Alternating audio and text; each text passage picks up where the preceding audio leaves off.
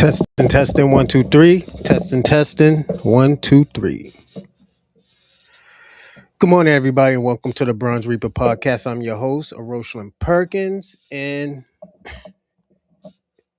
I'm gonna say it's good to be me right now.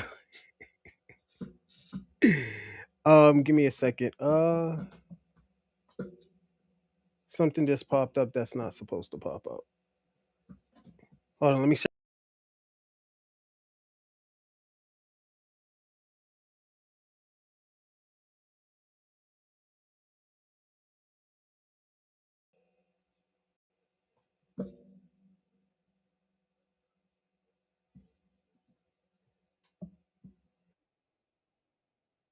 Give me a second, everybody. I gotta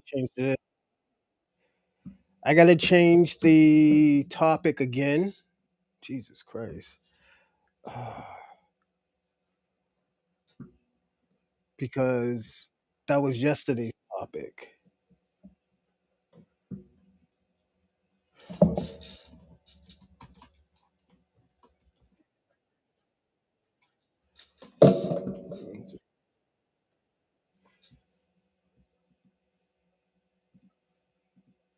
All right, I gotta change the topic. Give me a second.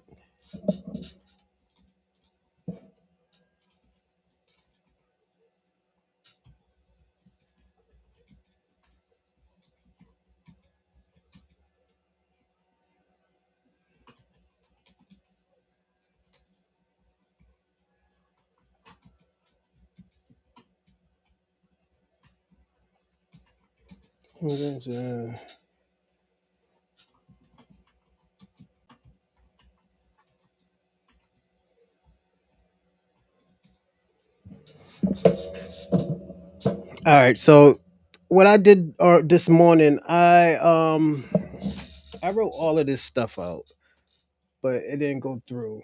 So I'll do this right now, but I can still talk. Today we'll be discussing FBA's turned their back on Democrats, immigrants, and black organizations. I'm gonna say niggas is serious is out here. And I remember what I told y'all a year ago. I think black Americans is gonna get reparation within 5 years. 5 to 10 years. The reason why I say that is because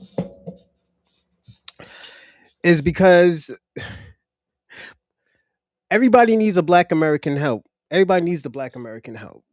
No matter what they do, no matter how they feel about us, they need our help. And we're gonna see that today. There's a lot of people that turned on us, like 19 Keys, like the Democrats, like the black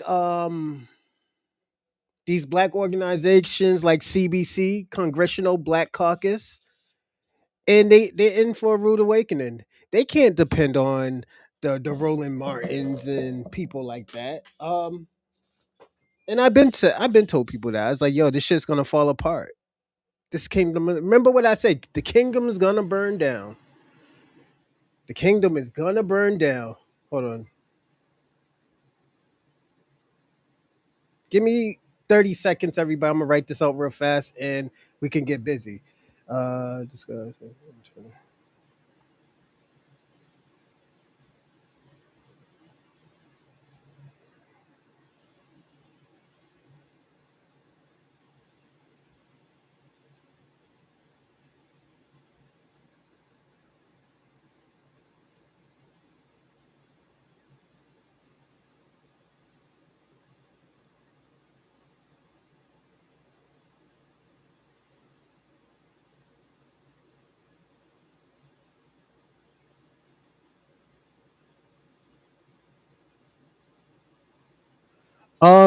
And also too, we will be watching the movie. We will watch a segment with what's his name, 19 Keys, basically humbling himself, apologizing, niggas splaining, and like I said, I knew this shit was gonna happen with 19 Keys. And this is why I always tell people, yo, you gotta wait until he and all he did was niggas splain. So y'all were right about that. The guy was niggas splaining.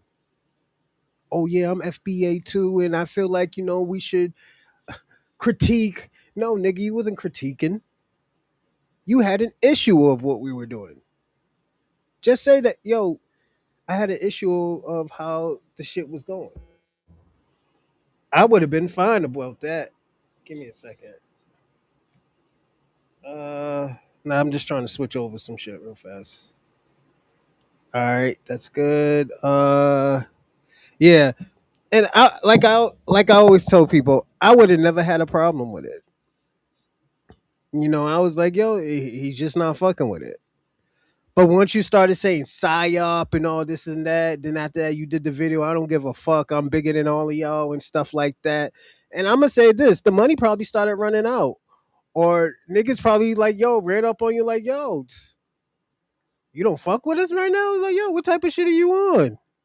Or NOI probably said something. The Nation of Islam should have probably said something like, yo, you don't fuck with black Americans as much as they have done in America. And the disrespect, the ignorance that came from you was disgusting. That's what they probably said to him. Don't forget, he's a part of the Nation of Islam. The ideology that he pushed is basically Muslims in America, because that NOI is different from our with that other shit that goes on in these other Middle Eastern countries. So I will say that. Um, Hold on.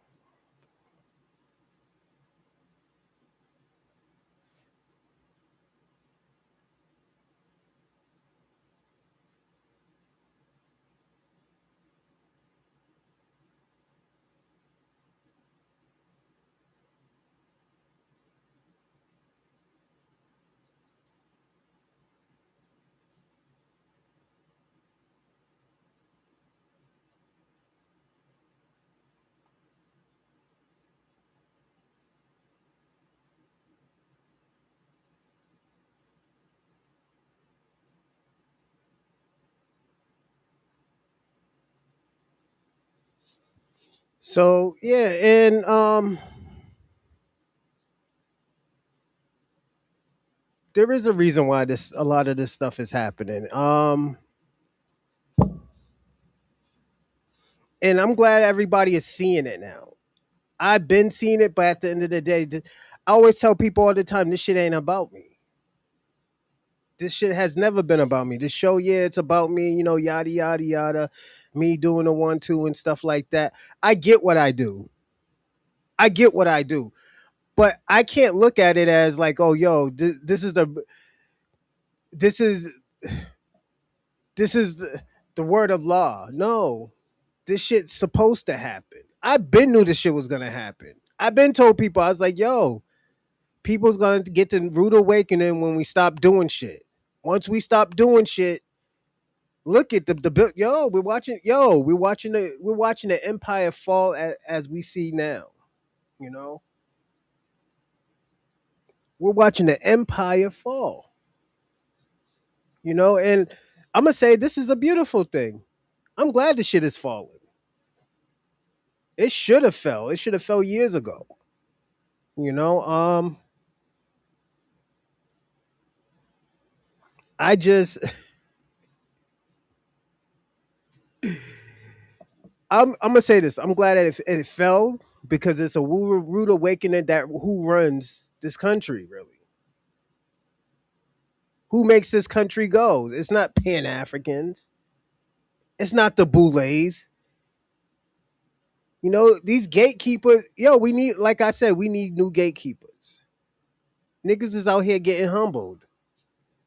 We seen fucking Nick Fuentes go on live TV and say, "Yo, we all need to come together with black people." He even threw the liberals up in. Our country's being taken over. No, it's those people that you are voting for. It's those people that are fucking up your country. All them years you've been like saying, "Oh yeah, it's the black people that's fucking this country up." Oh yeah, look what black people doing, putting this ignorant shit out on TV all around the world, making us look crazy. I knew y'all was gonna find somebody else to turn on once we was like, yo, that shit ain't us. Once we start giving out facts saying, look, that's not black Americans. Black Americans don't do that. We do nigga shit, but niggas ain't out here, skinning dogs alive and eating it like like it's ribs and shit. No.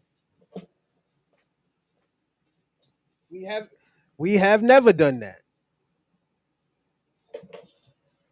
We have never done that.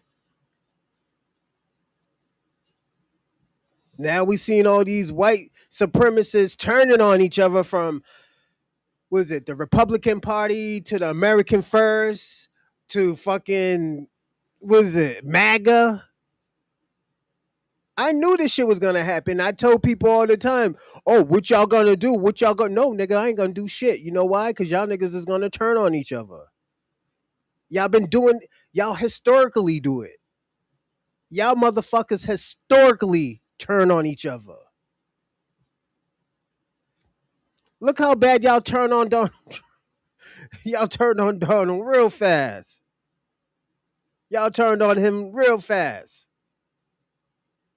And hold on, and the people that still supports him. That's black. This is what we call black excellence when we don't have to do nothing. We make y'all niggas look crazy. We don't want to hear, oh yeah, we built this country together. No, we didn't do a motherfucking thing together. We didn't never done anything together. Every time we done something together, you took the credit from it. Now y'all try to this is what's the crazy part. Y'all try to replace us with the Latinos and the Africans and the Caribbeans because they're easy to control. All you got to do is send them back to the hellhole they came at, and they'll act within a day or two. They'll act like they know what's up. You can't send us nowhere. You can't send us to a motherfucking place.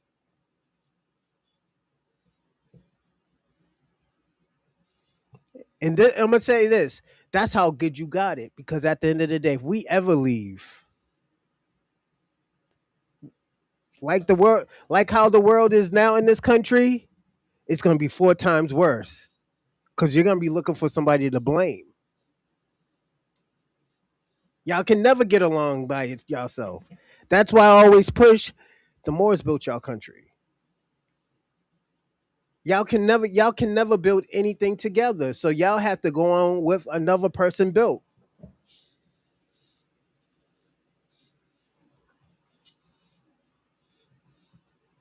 Like let's be honest.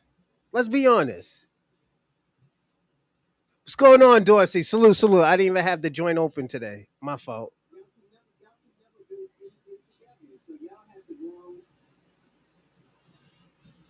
Hold on 1 second. They suck up the life and spirit of the land and people. Europe is a vampire. Yep. Hebrew Israelites needs to return to their home. Should occupy it. Yo, you want to hear something, Dorsey? Do you want me to tell you who I think the Hebrew Israelites are really are? I do think they are us, but I think the Hebrew Israelites are not African. They're Moors. You know, don't forget the Moors had an ethnogenesis.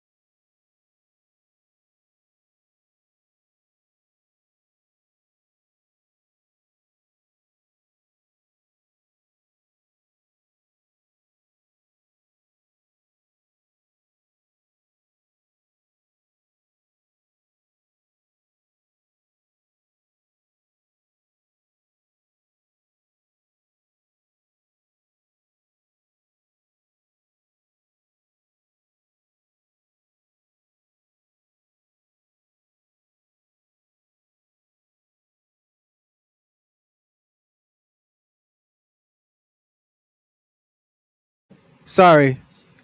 Y'all hear me now? Hold on, let me see how far it was. All right, sorry everybody. So what I was saying is who I think the Moors are, I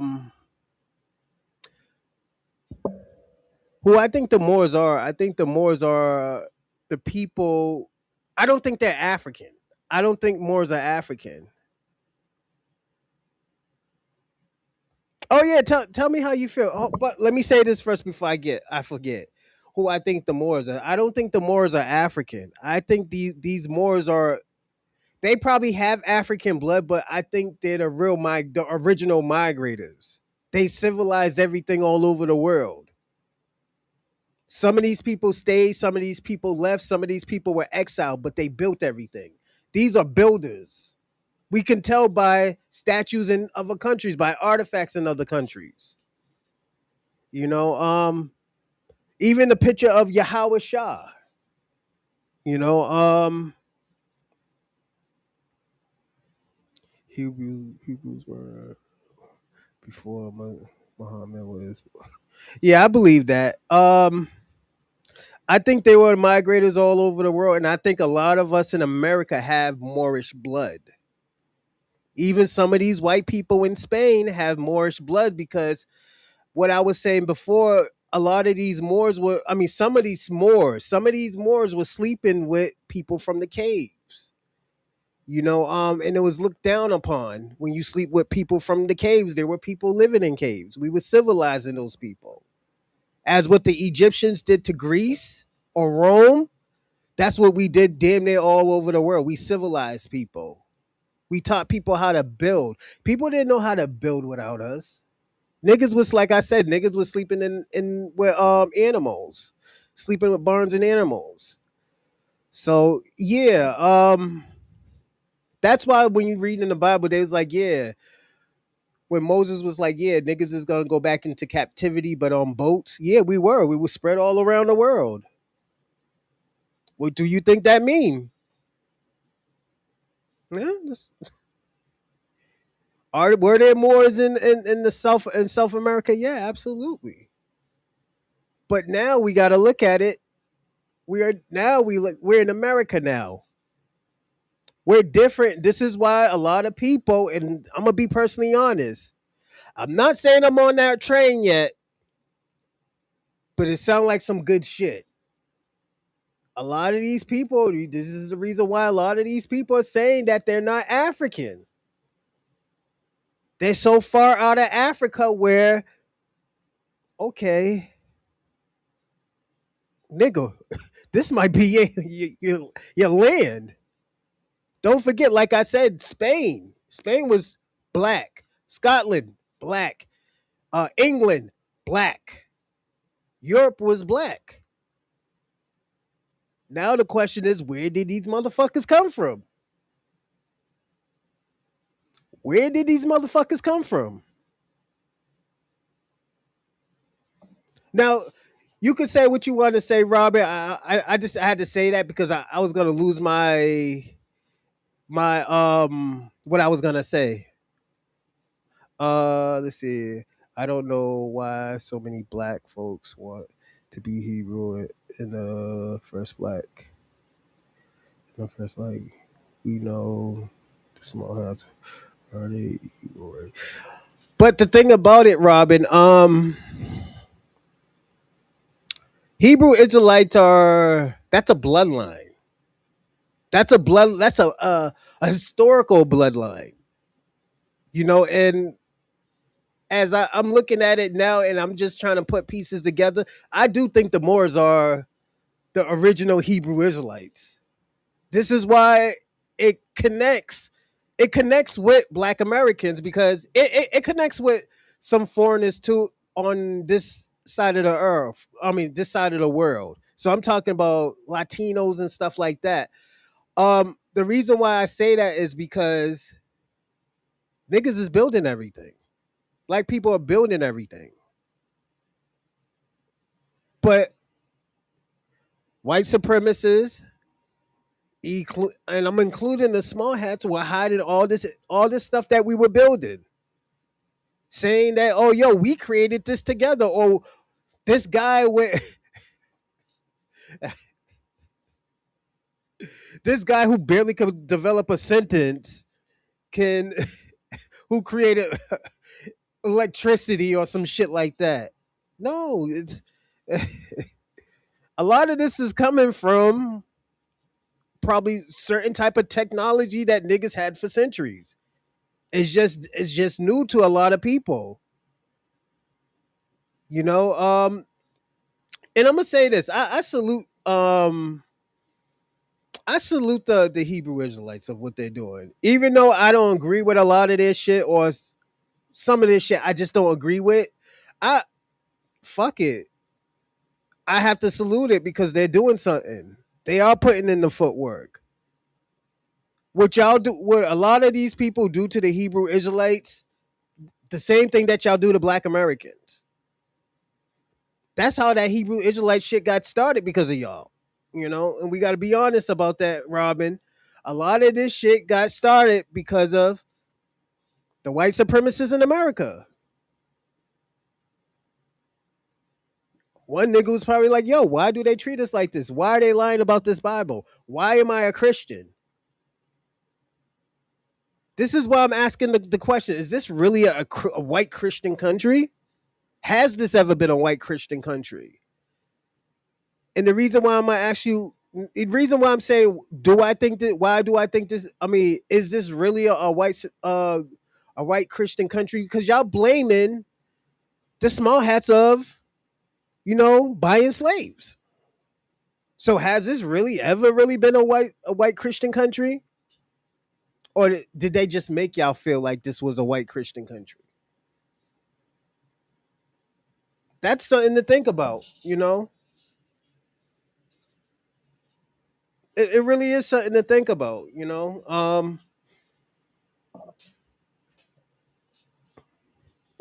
I'm gonna be personally honest. How I really feel it. Hold on. Hebrews went to the Middle East, to the Middle West. Uh, yeah, they went everywhere. I agree with that, Dorsey. They went everywhere. Now the reason why I mentioned that is now the FBA's is tapped in. They got that aura. They got that Moorish aura. A lot of these what happened probably 800 to 900 years ago to the Moors is happening right now to Black Americans. They're trying to push us out of it, trying to push us out of everything, trying to replace us. And I have to say replace, and I never wanted to say replace, but a lot of these Democrats, even Republicans, they're trying to replace Black Americans. We don't have to comply to nobody. That's the thing. We don't have to comply. We never had to comply to nobody. Give me a second. Mm, yeah, we never had to comply to nobody. And I'm gonna say this is I'm gonna tell you the real reason why we never had to comply. We never had to comply because at the end of the day, they can't do anything with us. This is technically our homeland. You can't you can't trace my lineage back like a lot of these white supremacists can. They can trace themselves back to Ireland, to England, to Germany, from to Scotland. I can't do that. I can't do that. And I'm talking about these are records going back. This is lineage passed down to other lineage telling these folks this is what you are. Poland. Now the question I gotta ask you, Robin, since those were pushed, since a lot of these people can trace themselves back to Poland, to Germany, to French, why wouldn't y'all think y'all are small hats? Y'all can probably have small hat blood. And it's gonna end up turning to the people that you hate that is the people that you are. That's gonna be your demise.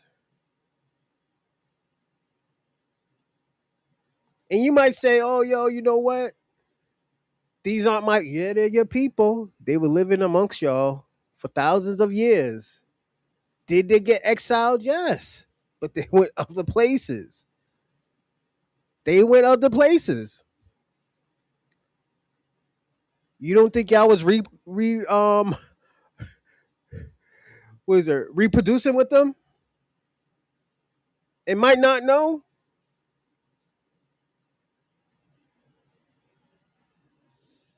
I'm just saying, Robin, that's something to think about. You talk about small hats a lot. You don't know if you have small hat DNA, man. Because don't forget, you really can't say that. How do somebody know that they're a small hat? A lot of these people, what, from Germany, Poland, Ukraine, Russia. Don't forget, Robin, the conversation we have, how people got converted.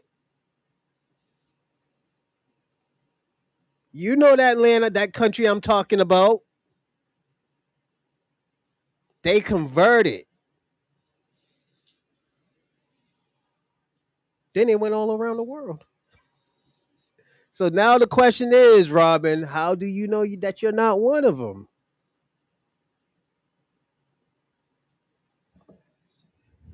This is what I'm saying, Robin. That's cool and everything. But when your ancestors was in Europe, when your ancestors was in Europe, how do you know that you wasn't messing with one? And there's nothing wrong, nigga. There's nothing wrong with being a small hat. I don't think so. Will I trust them? I don't trust them as I trust a white supremacist. I don't trust. If you're not, if your family ain't from the South, lineage wise, I probably wouldn't trust a lot of people. I'm gonna be personally honest. You know, especially reading the books that I read, like I read dark psychology books. You know, as y'all know, my favorite is The Prince by Niccolo Machiavelli. Oh yeah, Jewish girls are sexy, man. I dated a Jewish girl before. Her father told me the truth about their culture and how they feel about Black Americans. You know, I didn't get mad about it. Just that's just how they feel about Black Americans. That's why I always tell people all the time. I do business with my people. Do I work out? Do I work with others that are not my race? Yeah, absolutely. But that's only like donations and funding. You don't tell me what to do with my business. This is my business.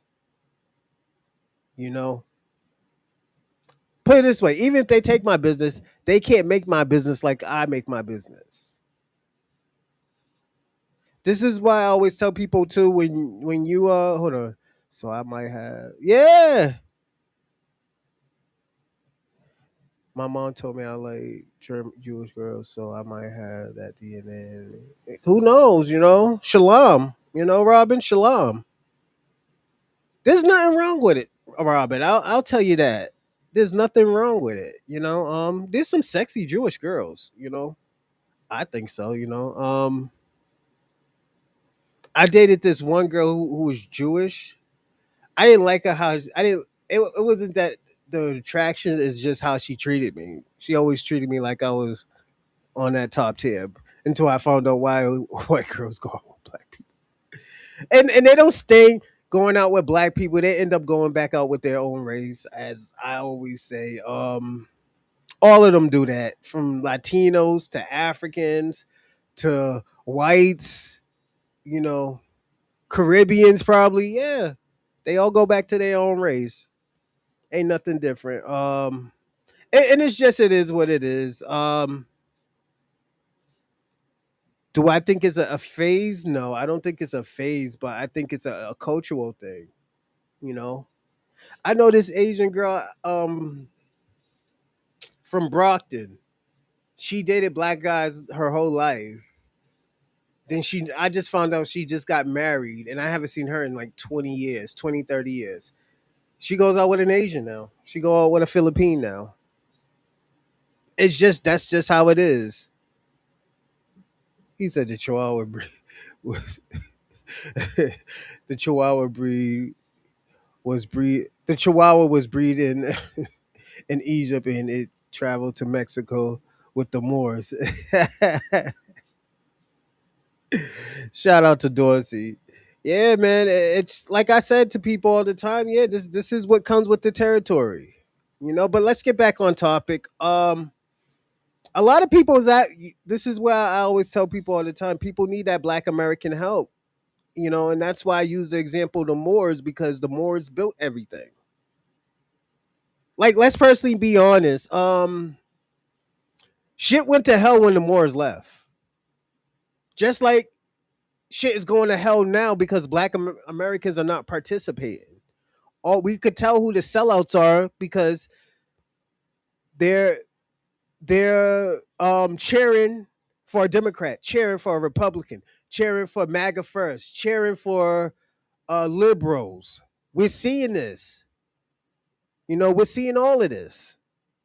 This isn't nothing new to us. But now we are acting like we know what is going to go on now. We're not acting like this isn't new anymore. Holding, protecting people's feelings, that's out the fucking window. It's out the window. We don't want to hear, excuse me, we don't want to hear, oh, well, they feel a certain type of way because you did blase, but nigga, we don't want to hear that anymore.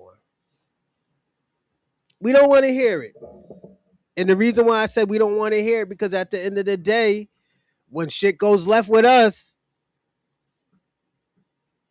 there's no kumbaya. It's put on your bootstraps and stop crying and complaining and do the hard work. That's what it is. That's what it is. Again, I get it. Like, I get it. I get why y'all do that. But at the end of the day, it's time for y'all to put in the work, man. All this white, and I'm being personal, all this white supremacy pride that y'all niggas was having. Talk about we taking our country back. Yeah, nigga. It's time to, y'all got 2 more years left and it's over. And it's over. What y'all niggas gonna do? Who are y'all gonna call on?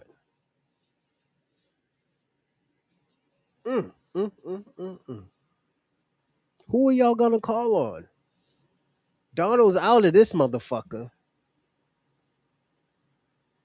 Donald's out. All that Trump 2028. Yo, y'all niggas was gassed up last year. Y'all niggas was like, yo. Y'all was like, yo, Trump can do another 4 years. Y'all had signs that say Trump 2028. And this nigga can only do 2 terms. Now, Robin, let me ask you a question. And the reason why I got to ask you the question first, because you're a white guy. Don't y'all niggas look crazy now looking back at it when y'all niggas was saying Trump 2028? And it might have not been you. You might have came, woke up and smelled the fucking coffee and was saying like, yeah, you know what? This nigga can only do 2 terms. But your brotherins was like, yo, Trump could do another term. 2028, we're pushing that. Let's see. Let's see what Robin said. Yeah, we messed up hard. Remember in 2025 when niggas was like, yo, niggas is gonna clean up the swamp. We're gonna get rid of all this crime in these black communities. Yo, niggas is going to jail. Niggas is talking about bringing back fucking. My uncle, God rest the nigga's soul. He died like a month and a half ago. This nigga was talking about going back into slavery. I'm like, nigga, are you smoking again? Are you on drugs again, nigga?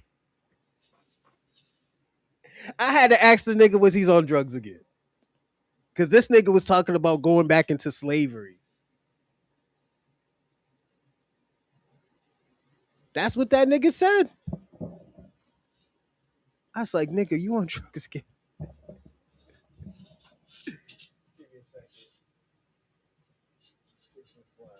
There you go. Just fixing the blood. I had to ask this nigga, was he using again? I had to. I didn't want to ask my uncle, was he using again? But come on, my nigga. You can't go around here talk about niggas that's going back into slavery. But we hear is the problem. The CIA picked every president. Could be. Who knows? Who knows? Just put it this way. And I'm going to be personally honest with you. Robin, when have you ever seen all white people united? I can tell you times, yes. I'm talking about without the fighting, without the brutality, without we can even talk about brutality. The only time white supremacists are united, the only time white supremacists or even white people are united is when they're against black Americans. Even the liberals is the same way. There are the liberals, and I'm gonna be personally honest. The liberals are the master of making black people look like demons and devils. The liberals, I can say that. The Republicans are just the Republicans are. Let me use the word conservatives. White conservatives are masters of making black people look lazy. When you put that together, that nigga, that it's magic when y'all come together. The liberals and Republicans come together. It's magical. But now you got to look at it. Black people is out the picture. I don't believe that most white middle class households are full of black influence. I know that, Robin, but you got to understand there is no more influence. There's no more black influence. The black influence is staying in the black communities. It's staying amongst black Americans because of this reparation things. They're trying. This is what I told. This is what I said 6, 7, probably a year ago, Robin. I said the only way this shit is gonna work is if we force their hand. What I seen at this once I seen this shit what happened to Kamala, it was a wrap. I was like, yo, I said this. I said all we got to do is force their hand. All we have to do is force white Americans' hand. Not do anything. Not do anything. Cause we seen how y'all turned on each other in the election. The election exposed y'all. Then after that, y'all took the credit and gave it to the red pill, saying that it was the red pill that fucked up Kamala. No, it was black people not voting. It's the same shit that happened with Hillary. The reason why Hillary lost because a lot of people didn't vote. A lot of Hillary's dirty laundry started coming out about her calling black people super predators. Her supporting the 3-strike rule with her husband, and her husband exposed her. When he got the NAACP award, he apologized because he know how that destroyed and damaged black communities and families. Even Latinos, it destroyed the Latino community. So now y'all are exposed. The only way to fix it, just pay reparations. Just pay it. Y'all have the money. The money ain't gonna go nowhere. It ain't gonna go nowhere. Where can it go? Niggas ain't leaving and going to Dubai, nigga. Them Arabs ain't going nowhere. We're not the Indians. They're crying now. Indians is Indians is getting exposed now. They're the biggest scammers. It's between them and the Nigerians. They're the biggest scammers. I don't want to hear nothing about no fucking tech shit. If we're gonna talk about tech, we're talking about the scamming tech things that they do in their country. Let's personally be honest. Indians are known for being disgusting and fucking scammers. I'm surprised. I'm surprised a lot of these fucking Indians don't have Nigerian blood. Because they're both known for two different, they're both known for similar things. I'm being personally honest. Are there beautiful places in Nigeria? Absolutely. Yes, there are beautiful places in Nigeria, but there's niggas shitting in the streets in Nigeria too, and in the water. What's going on, Convo? What's going on? Who's this? Oh, what's going on, Tamara? I haven't seen you in a while. How you doing, dear? Shout out to you. But let's personally be honest about let's talk about India. There are nice places in India, but niggas use their food to cook. They niggas use their feet to cook too. Niggas be eating cow poop. We can't act like they don't be worshiping cow poop. Like, let's personally be honest. I remember this girl took me out to an Indian place. I just drank water. I just drank water. I blamed it on the weed. I was like, oh man, this weed. It's the weed. And this is what I used to smoke. It's the weed we just smoked. I looked at that fool. I was like, is grandma in the back cooking with her feet? Fuck that, nigga. Niggas ain't getting me today. Fuck that. So okay. We got one right here. So Black Snow Bunny King. I told you I'm gonna give you a show today. This is the show I'm giving you today. I'm giving you this show. I'm giving you a reason to talk crazy. I'm giving you a reason to talk crazy today. Now let's see what you say now. Bronze Reaper is delusional, as usual. The biggest scammer on earth belongs to the foundational Black American Code. The biggest scammers in America are FBA's. No. So we did not just catch Somalians, the Somalis, in the biggest scam ever in the United States. We're talking about bigger than the Italian mob, the Irish mob, the cartel. We're talking about Somali. And what do we steal? What do we steal? What do we steal? Black Snow Bunny King. We catch scammers. Yes. Everything. And watch this. I've been good, 100%, brother. Thank you. I've been good. I've been good too. I'm starting to take care of myself today. I woke up with energy. I've been taking care of myself, so definitely, I feel better. So after this, I'm gonna work out. Go get the little chillings, or I'm gonna go get my children first. Workout. I might go to class because I might start Thursday because I got a show to go to on Friday. Yeah. Bronze is acting like the pants sagging FBA code member is total angels and does absolutely no wrong. Nigga, who still sags their pants? Nigga, hey, Black Snow Bunny King, let me ask you a question. How old are you? How old are you?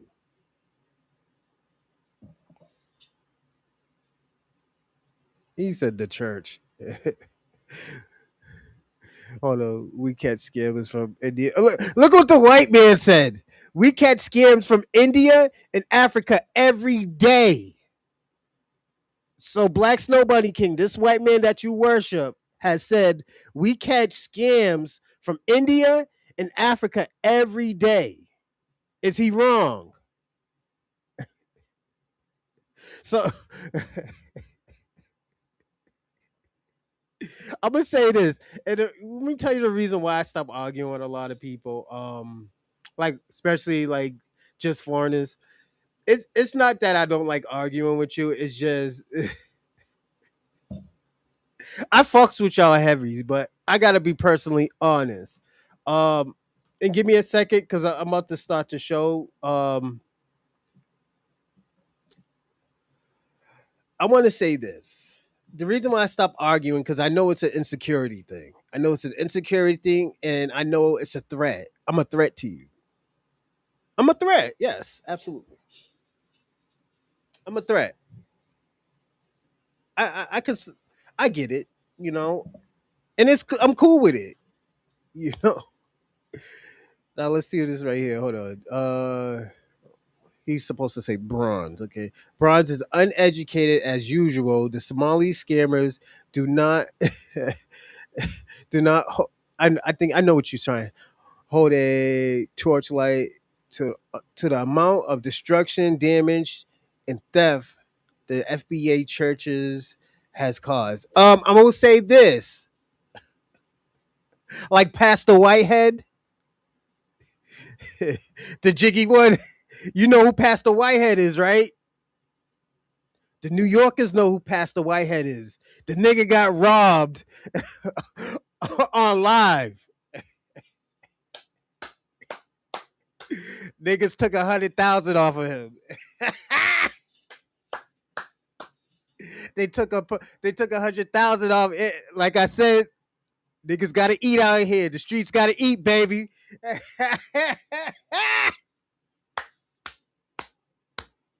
And I'm not. He in jail anyways right now for scamming again, fraud again. He already did 5 years. Niggas in jail now, I think.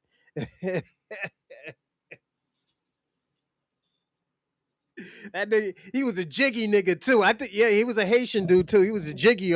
He was jiggy out here. Robin no Whitehead, and Robin's Irish. Robin, you know Pastor Whitehead from I think Harlem or Brooklyn.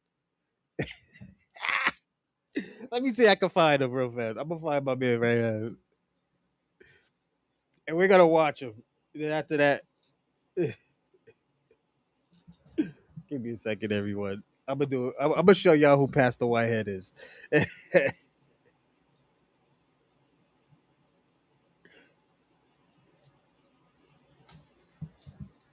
He's new to you.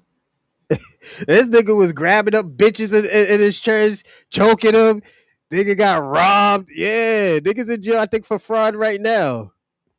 Yeah, that nigga is crazy. Hold on a second. Oh, they got this nigga on TMZ. Yo, this nigga, he be manhandling women. Oh, is this the one where they pulled out a gun on the nigga? Hold on. This nigga got robbed. Yo, the nigga got robbed online too.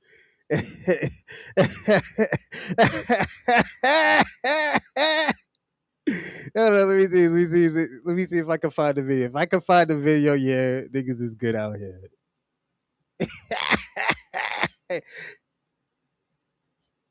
Yeah, I think I got the video, everybody.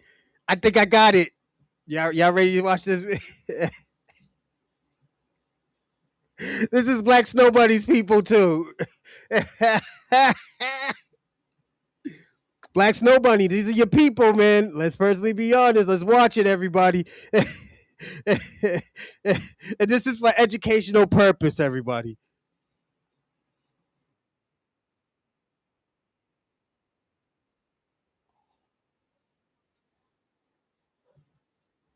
Hold on, let me put the big boy on this so I can listen. Hold on.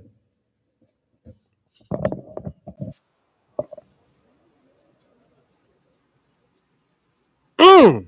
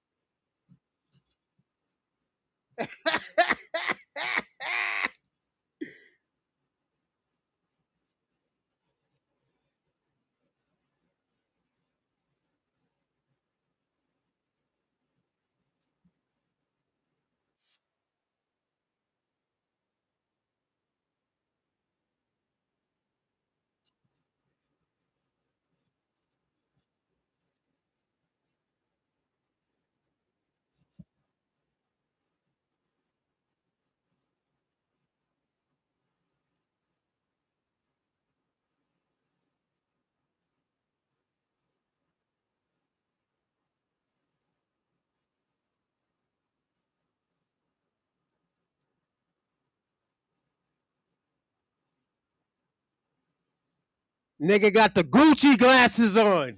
That nigga got Gucci glasses on.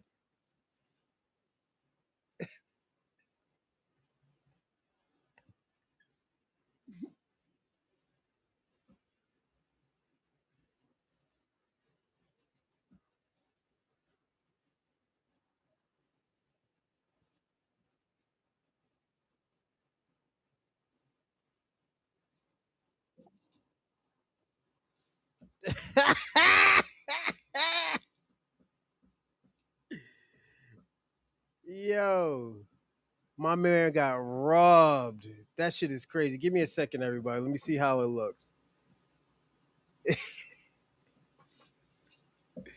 Hey, man, comes to yo. You got yo. I'm just saying, yo, Black Snow Bunny King. Those are your people. Yeah, that nigga, yo, he nigga got robbed, man. You gotta charge that shit to the game. Yeah, this shit happened in New York. I think Brooklyn or Harlem or something. Nigga thought he was good out here. Yeah, he thought he was good out here. Niggas out here stealing grandma's money. Nigga put everybody on the ground. Yeah, it be like that, man. Yeah, that shit, yo, you gotta charge that shit to the game, man. I always tell people that, you know, you can't really be mad. Like my nigga, this is what comes with the game. Yeah, his bitch white head passed away. Yeah, that's him. Got robbed. Niggas put him on the ground. Yo, he's a Caribbean. He's a Caribbean. He's from your people. Yo, he's from your town. He's from your country.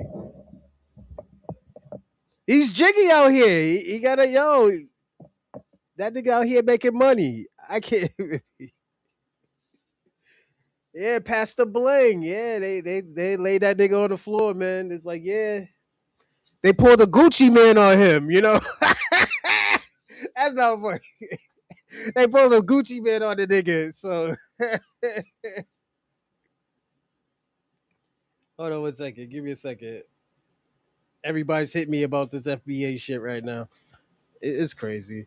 Oh yeah, everybody! Don't forget to like and subscribe and comment in the live chat. Also, don't forget to subscribe because if you don't subscribe, you can't be in the live chat. So hit the subscribe button. So I need y'all to hit that subscribe button. Also share. I need y'all to be sharing too. It helps me out. So definitely Black Snow Bunny, I need you sharing too. Uh, but yeah, I knew Black Snow Bunny is gonna like that video that I put. Yeah, that's the jiggy. Yeah, he was jiggy, but you see the nigga had the Gucci glasses on. Yo, this nigga be coming out here with yeah.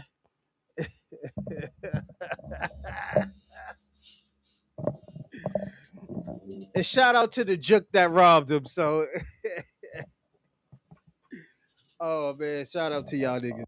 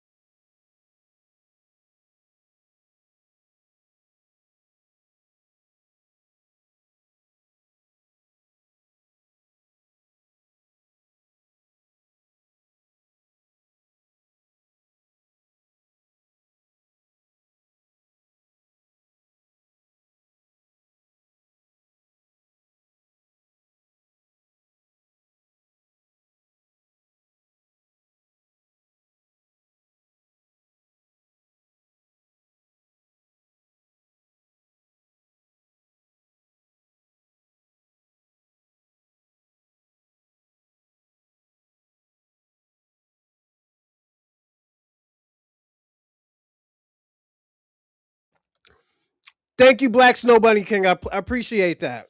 See that? Immigrant helping me out. But it's not that we don't like black Americans. I mean, we don't like immigrants, but we have to call y'all out on your bullshit when it makes all of us look bad. You know? Um am I still on mute?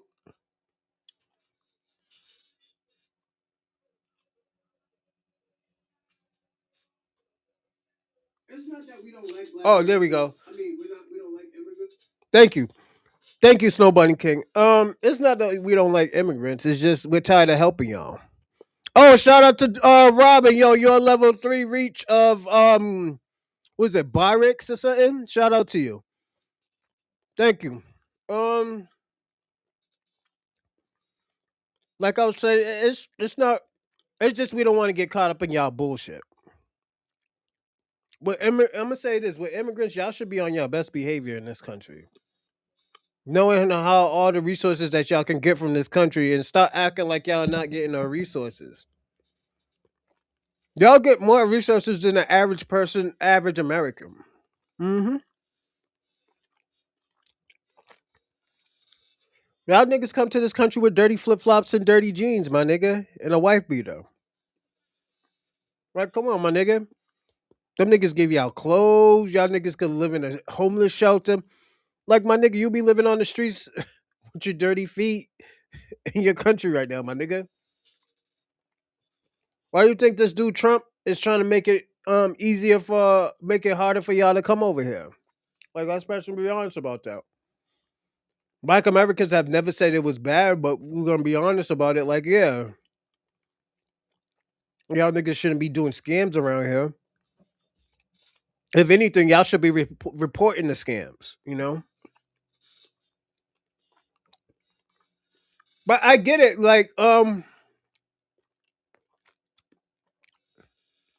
get it. Like coming from another country, you're used to your country. You're used to countries being corrupted with the cops.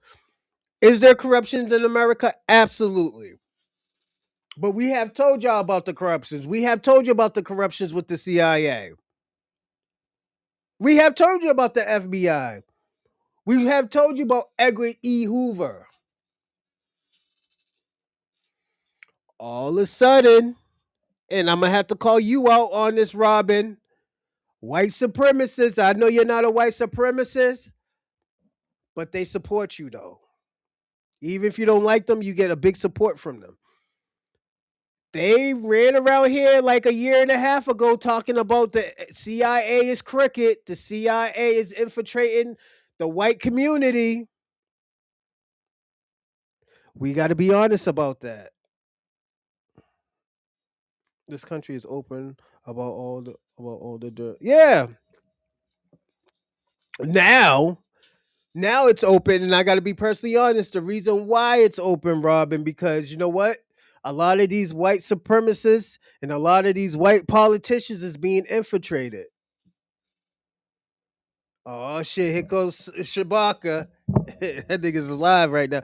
Listen, FBA is a flat black, unfunny joke. FBA's don't represent anyone or anything.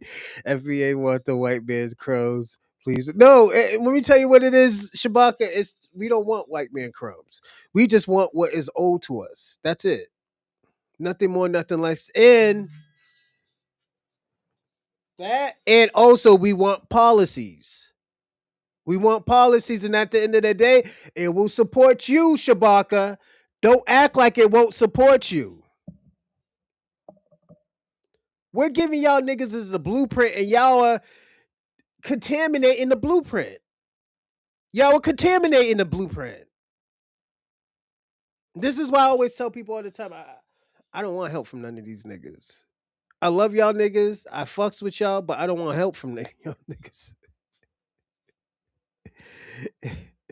Y'all niggas is a walking tragedy. And I gotta be personally honest. A lot of y'all niggas is a walking tragedy.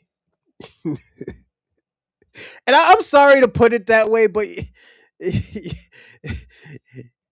if y'all fucked up y'all own country and y'all are the majority, what the fuck y'all think y'all gonna do here? Like, let's personally be honest. The Indians too. How the fuck is your country so fucking dirty? And I gotta be personally honest. We gotta call the Indians out. How the fuck that country is so fucking dirty and y'all the majority? Do you think we really want y'all niggas help? Like India, really? Like I haven't. Only thing I know about Indians is that they don't like black people. That's it. They don't fuck with black people. They're racist against black people.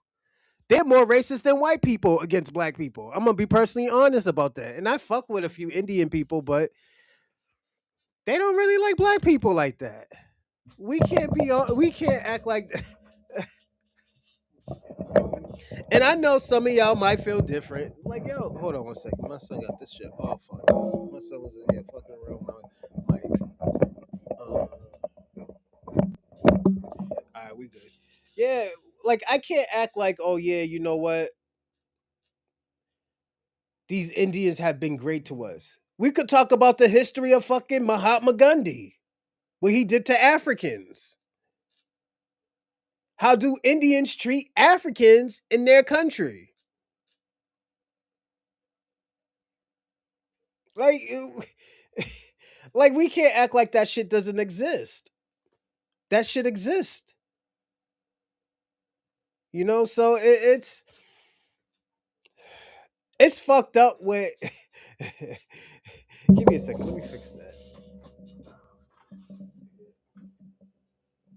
I got to push that back. But yeah, we can't actually like that shit doesn't exist. Like we can't act like these niggas never hated us. We had a great relationship. Oh, Martin Luther King, he went by the ideology of Mahatma Gandhi. No, Mahatma Gandhi was a pervert. I'm gonna be personally honest. He was a pervert. He did some perverted things. You should have seen the shit that he did to Ghana. Don't forget they was trying to take that fucking statue in Ghana off of Mahatma Gandhi. So it's not. Wonder why that nigga caught. Let's personally be honest. Wonder why Mahatma Gandhi caught two slugs, my nigga. Two hot slugs. Wonder why he got shot, my nigga. He didn't die from old age. That nigga caught two hot slugs. I think to the chest.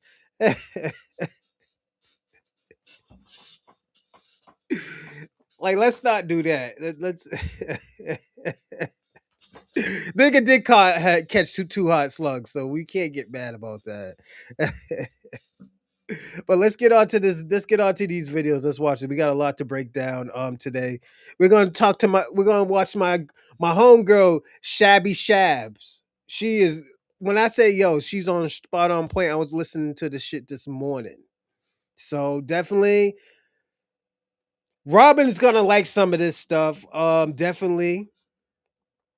But yeah, for real, the U.S. just smoked someone who represents peace. Yeah, thank you.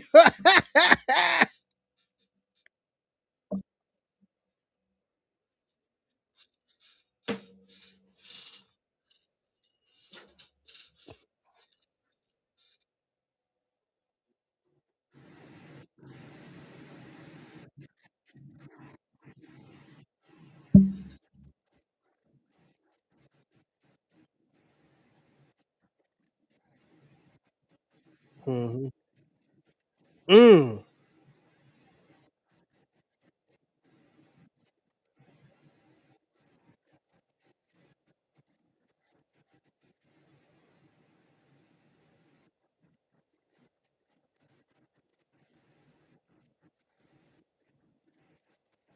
Mm.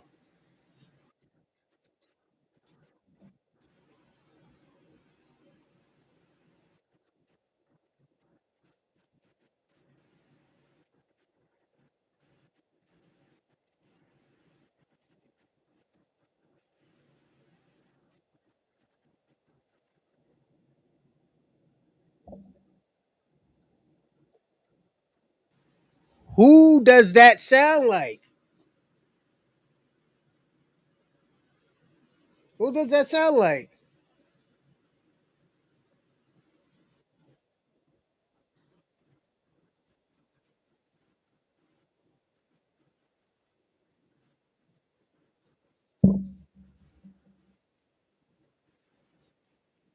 And she's one of them. She's one of them. She's one of them.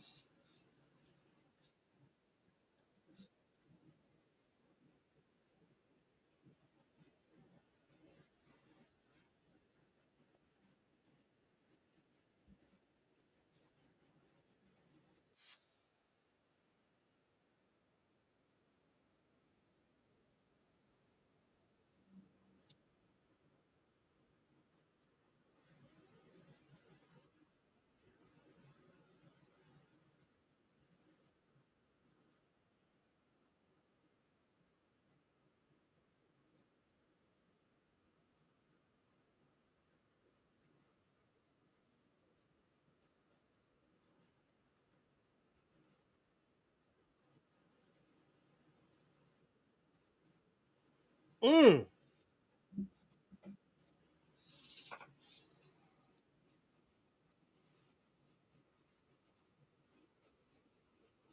Mm.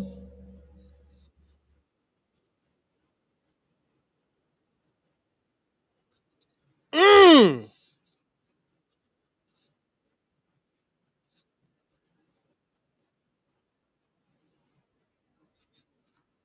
Mm.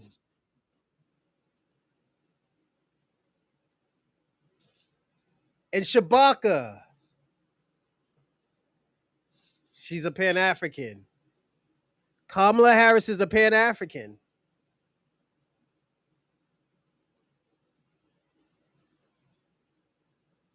This is what I'm talking about. Shabaka, she's a Pan African. She represents you. Now she's talking how I was talking last year. Remember last year? And I was telling you, I was like, yo, I'm not going to vote for just anybody, Shabaka. They're not giving me anything.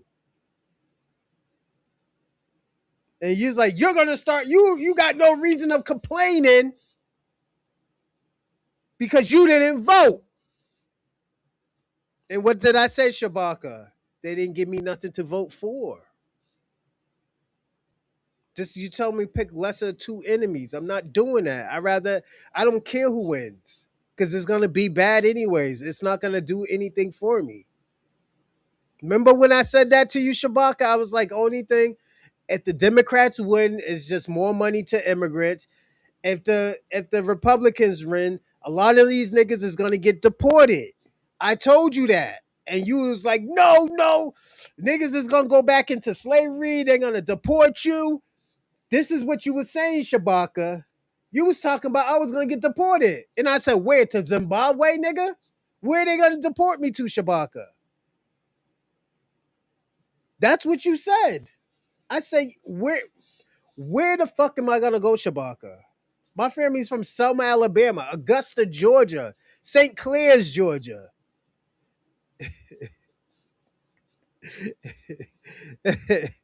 He said, turn up the volume. Want me to turn it up? All right. Is that better? I'll turn it up for you right there. All the way up high.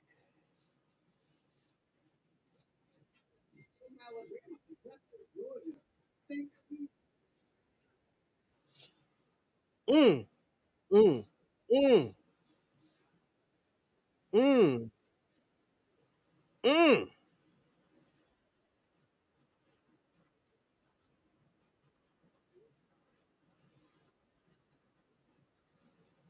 mm,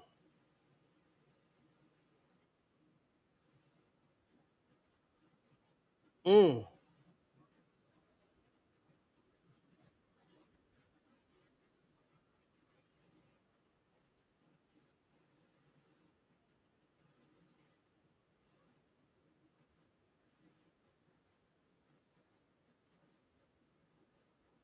mm.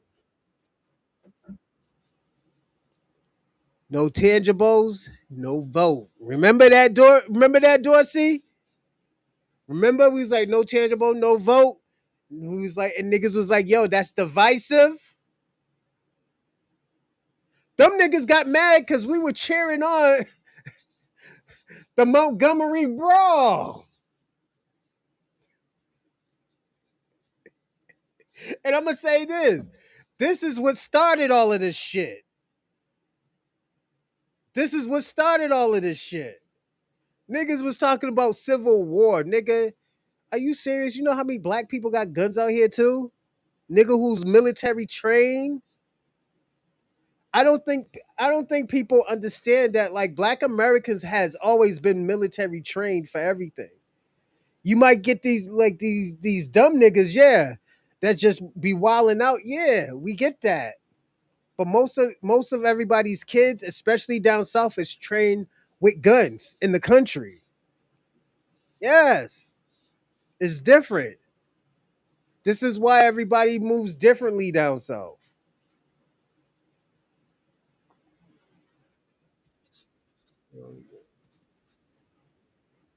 Thank you, Robin. Robin's right. Shabaka.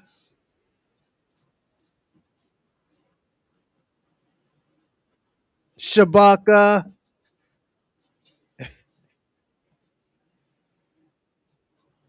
Yo. Mm.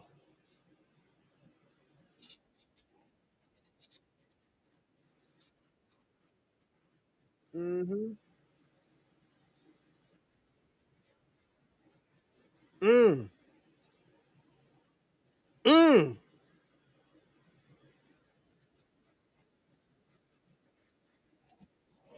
Everybody had a fucking.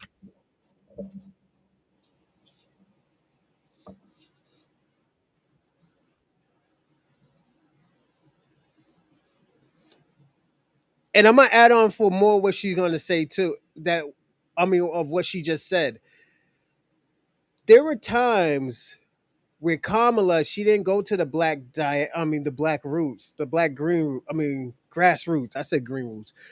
She didn't go to the grassroots. She has never went to the grassroots. She went to the boulets. She went to the gatekeepers. She went to the Divine Nine, but she didn't go to the grassroots where she could have talked to these people who she wanted to vote for her. She went to the Breakfast Club. She went to Roland. She went to Ricky. Did she go to Fox News? Yeah, she went to Fox News, but she didn't go to the grassroots, and that's what killed her election. She went what was safe.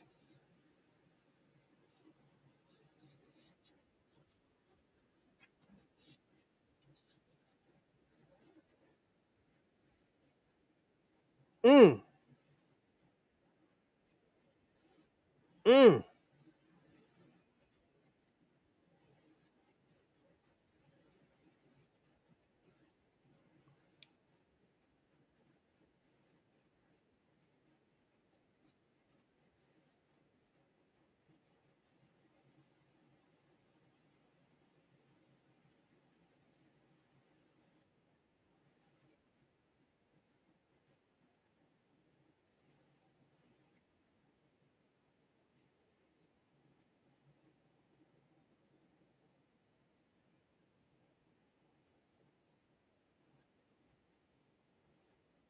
mm,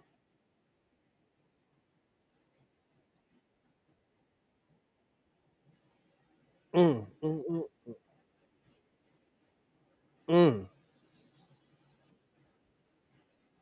mm,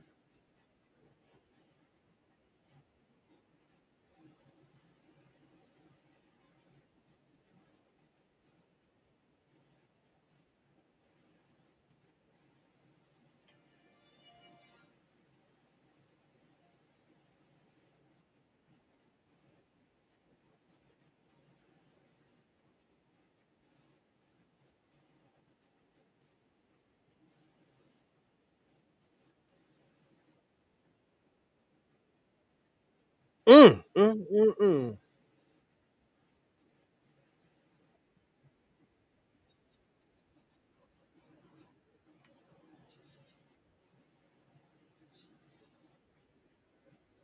mm, mm, mm, mm. There's no volume. All right, give me a second.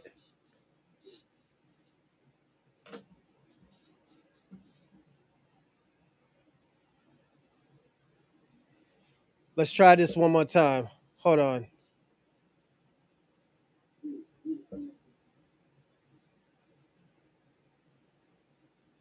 All right, we're gonna. Volume. All right, give me a second. All right, let's start this from right here. Vote and say, I'm voting because I expect something out of this. You're not going to take for granted that I'm going to vote because I'm a good citizen and it's my civic duty to vote, so that you don't even worry about whether you're producing what I need because, oh, we can count on them to vote because they remember the Edmund Pettus Bridge. Hold the phone. Because here's the thing, folks. I seem to remember a number of people making demands for their vote in 2024. Yes? I seem to remember pro-Palestinian protesters demanding a ceasefire and an arms embargo. I seem to remember Black voters, some Black voters, not all of them, some Black voters demanding reparations, a Black agenda. All this to Kamala Harris, yes? So I seem to remember people making demands in 2024. Ray Ray. Thank you. You know what we were told? Be quiet. Sit down. Shut up. Shut up. You want Trump? Just vote for her. What did Kamala say to the kids that were out in the audience at the Michigan rally? She said that she was speaking. She said, I'm speaking. So now it's okay to demand something for your vote. I was just talking to you guys about this Thursday night when I was live about what Roland Martin was saying about people making demands for their vote, etc. Right? We're just talking about this. Now, Kamala Harris is saying that you should demand something for your vote, that voting should be transactional. What we have been saying for years. This is why I always tell people a lot of these parties, they're out of date. They're not tapped in with this reality. They think, and I'm going to say this, they're still doing that Bill Clinton trick, you know, when Bill Clinton went on, like, I think Arsenio Hall playing the fucking saxophone with Ray-Bans on. They're doing that shit now. That's what the hot sauce in the bag is. You know, wearing Timbs, wearing Chuck Taylors. Lying to Black Americans. It has always been like that. It had always been like that. Now they're figuring it out now.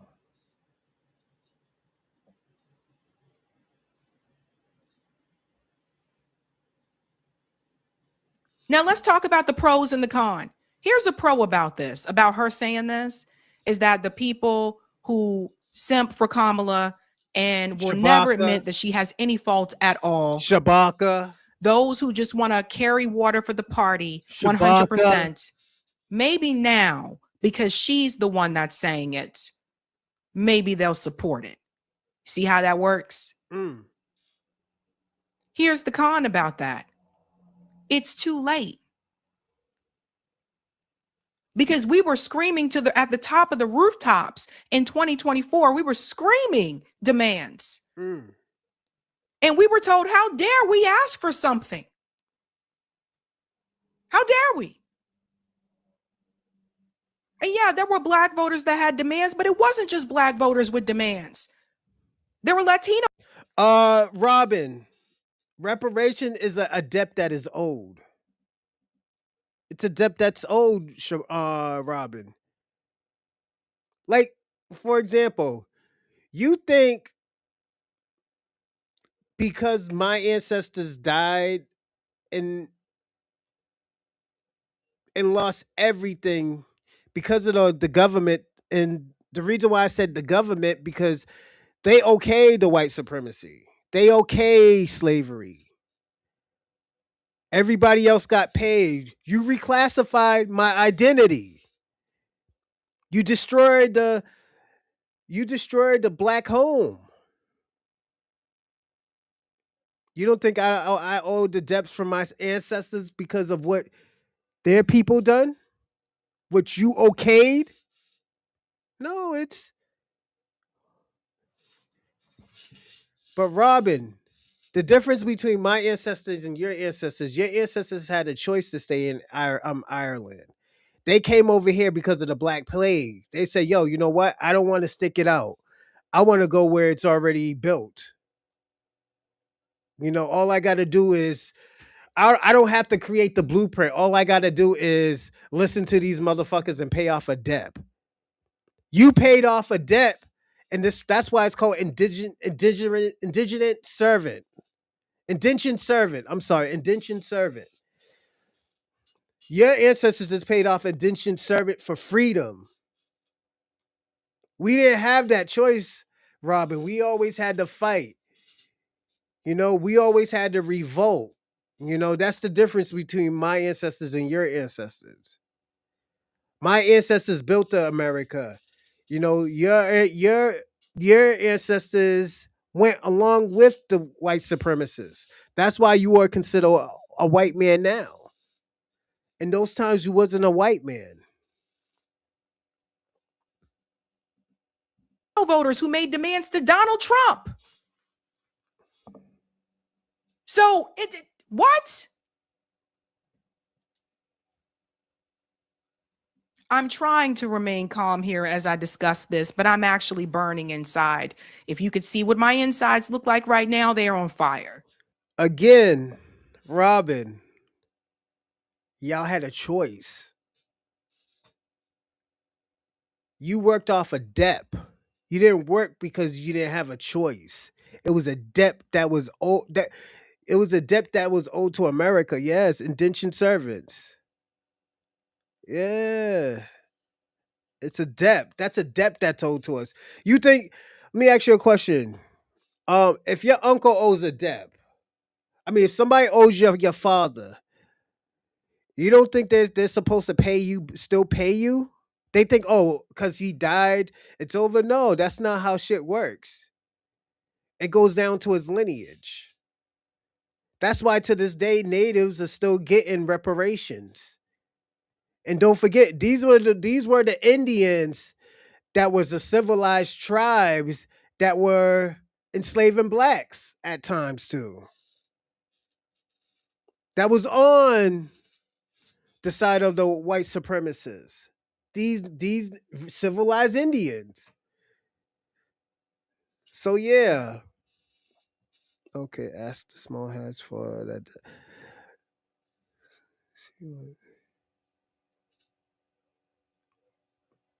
I'm not getting what you're trying to say. If they are part of America, yes, they will. And at the end of the day, you're talking about ask the small hats.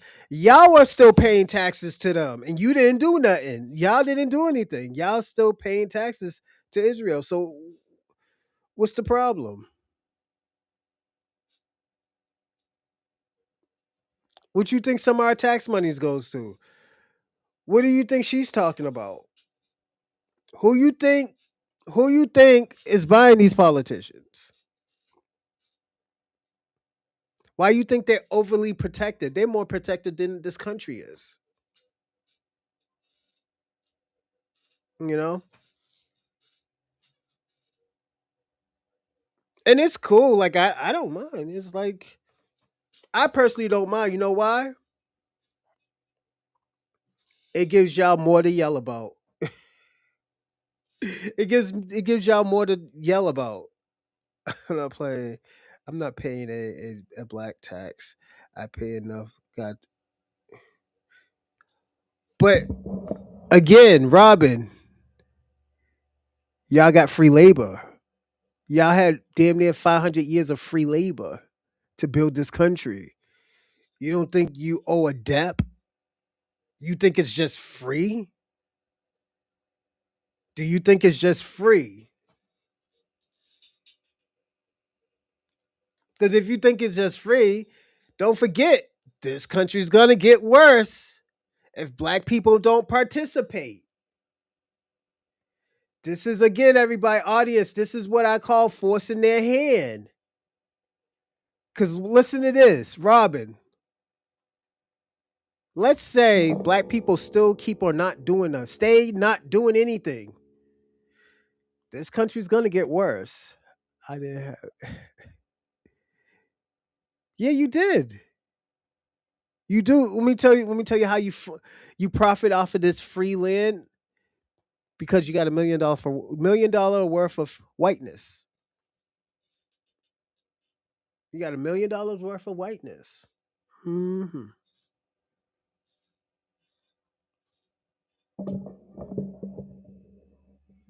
We ain't gonna. We're not talking about what now. We're gonna talk about why is this situation like this, Robin? Again, no, no tangibles, no vote. No tangibles, no vote. This nigga said FBA's is paying. Do you have children? Yeah, I got children. I got two that I know about. Oh, not me. I'm sorry. I'm sorry, Ray Ray. I apologize. $1 million worth of problems, if you ask me. Yeah, if you say so. I'm gonna say this, and I'm gonna be personally honest, Robin. And I always look at people like this, and I don't know why I do it. It's kind of ignorant, but I still do. I don't know. You're white. I don't know how the fuck y'all have all these problems. Even if you're poor, people will sympathize more to you than me being poor. We know that. They'll just say, "Oh yeah, Rosalind's not trying harder." But they'll go into your mental health. They go into your family. It's your family's fault. It's not your fault, Robin. It's your family fault. They failed you. But when they look at me, there's like, "Oh, yo, Rosalind, you're lazy. You cry too much." Like, remember what they used to say to black people, Robin? Black people is always complaining. Remember that? Black Americans is always complaining. Now when we go on internet, what do we see? Oh, they're trying to steal our country. They're trying to steal our guns. They're trying to take our money. It's the small hats. It's the government. It's the CIA.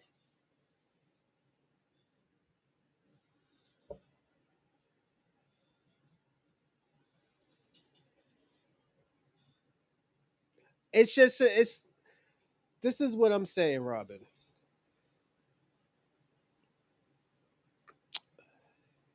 Every time, and this is just another fact of what Kamala did. Every time we see these motherfuckers, and I'm talking about Democrats, they're mad at black Americans. 2 years go down this lane now. Kamala's talking how I was talking 2 years ago. I had Shabaka on my back. I had Kwame on my back.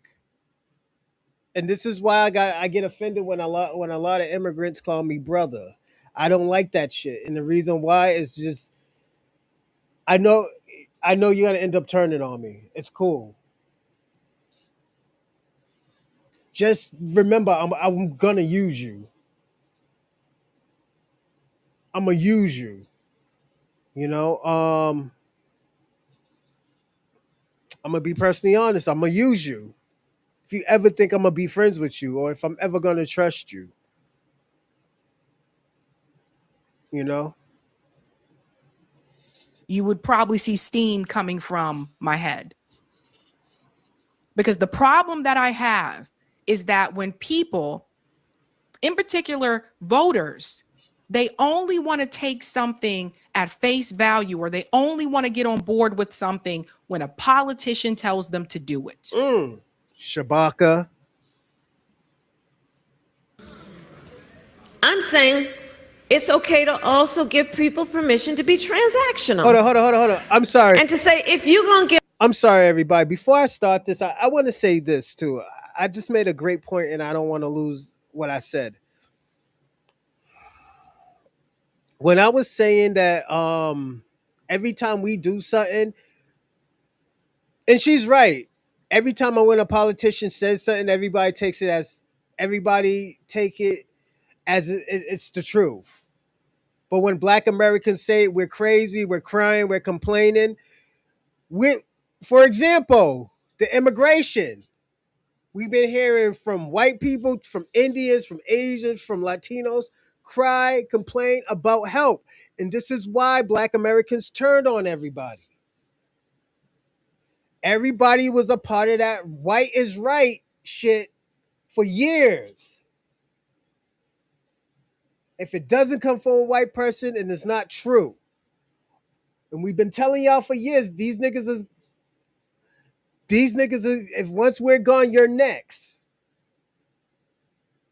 Or if we stop helping, you're next. They're gonna target y'all. What happened? Y'all lied to us about the DEI shit. Y'all lied about everything towards us. Now all of a sudden, these Republicans, we already know that they're liars. I'd rather prepare for war than to vote for any of y'all niggas that's gonna help me. None of these niggas was gonna help me. Fuck they gonna help me do? Let's personally be honest. What the fuck are they gonna help me do? I knew Donald wasn't gonna do anything, but I can prepare for Donald's bullshit for the next 4 years. Kamala, I can't prepare for this shit. It was gonna take time for me to prepare, but I would have made it out easily. And don't forget, this shit would have been 3 times worse. Gas prices would have been like $6 in Boston. My vote, this is what I expect. I'm going to vote because I expect to get something out of this. I'm going to get mine by voting. That's what I would offer. I think it's okay to give people permission to be transactional voters. And then she said that word permission. Disrespectful. Guys, you don't need permission. You don't need permission from me or her or anybody. You're an adult. If you can vote, you're legally an adult. You don't need permission from anybody.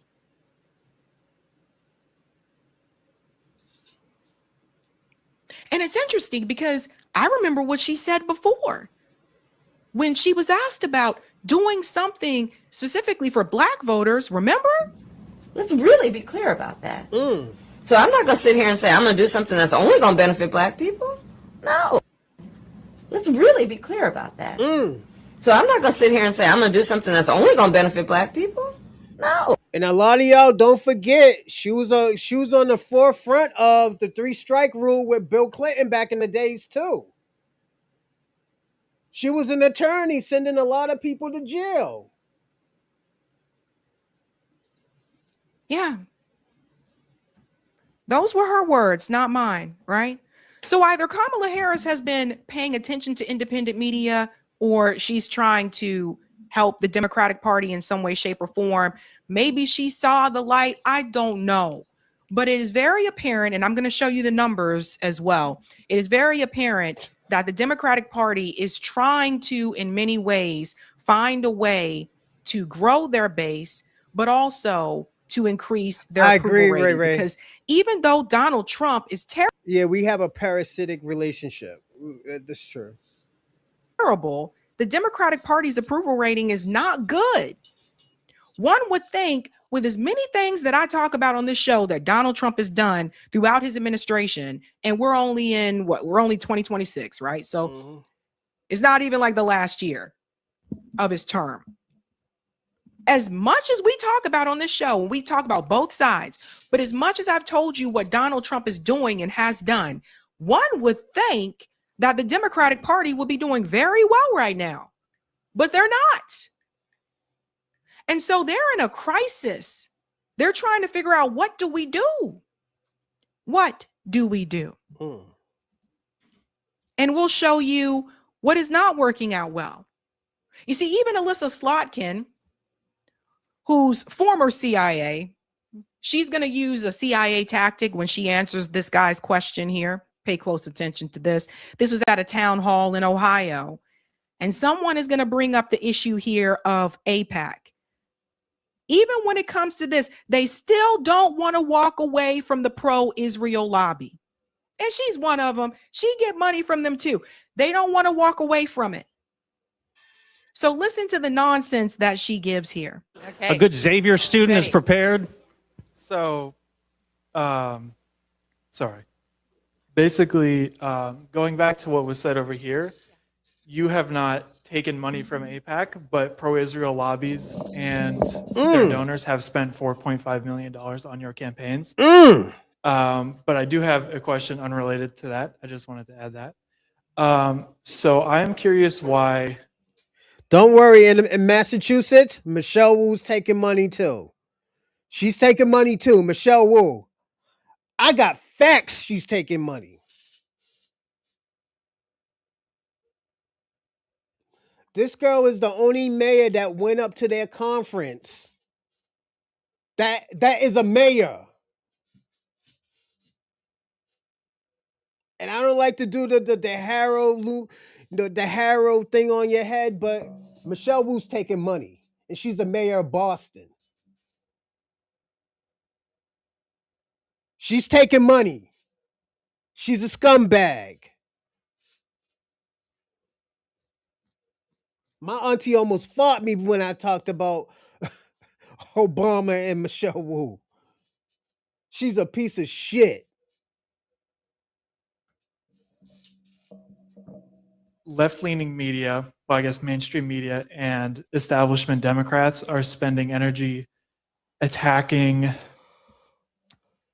influencers like Hassan Piker, as has been in the news lately, and why the Democratic establishment is just like immune to criticizing Democratic leadership like Hakeem Jeffries and Chuck Schumer, who are some of the main drivers in the reason that the Democratic Party is at its lowest approval rating in history. Well, a couple of things. First, just to correct the record, I'm not sure what you're referring to on not AIPAC, but the Israel lobby. If you're equating Israel lobby to Jews, I got a problem with that.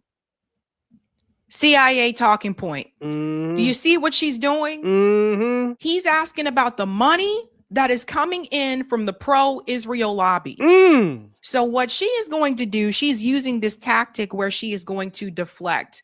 So let's now say that you're actually trying to call out Jewish people, which is not what that person was trying to do. He's calling out a lobby interest group, which primary focus is.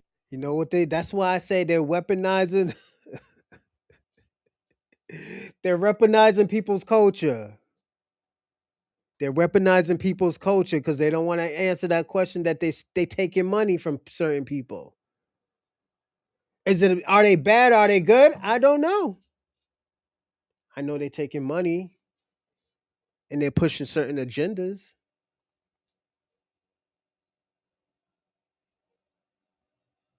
I knew, and this is when I said, you know what? Robin is gonna love this. He's gonna eat this information up.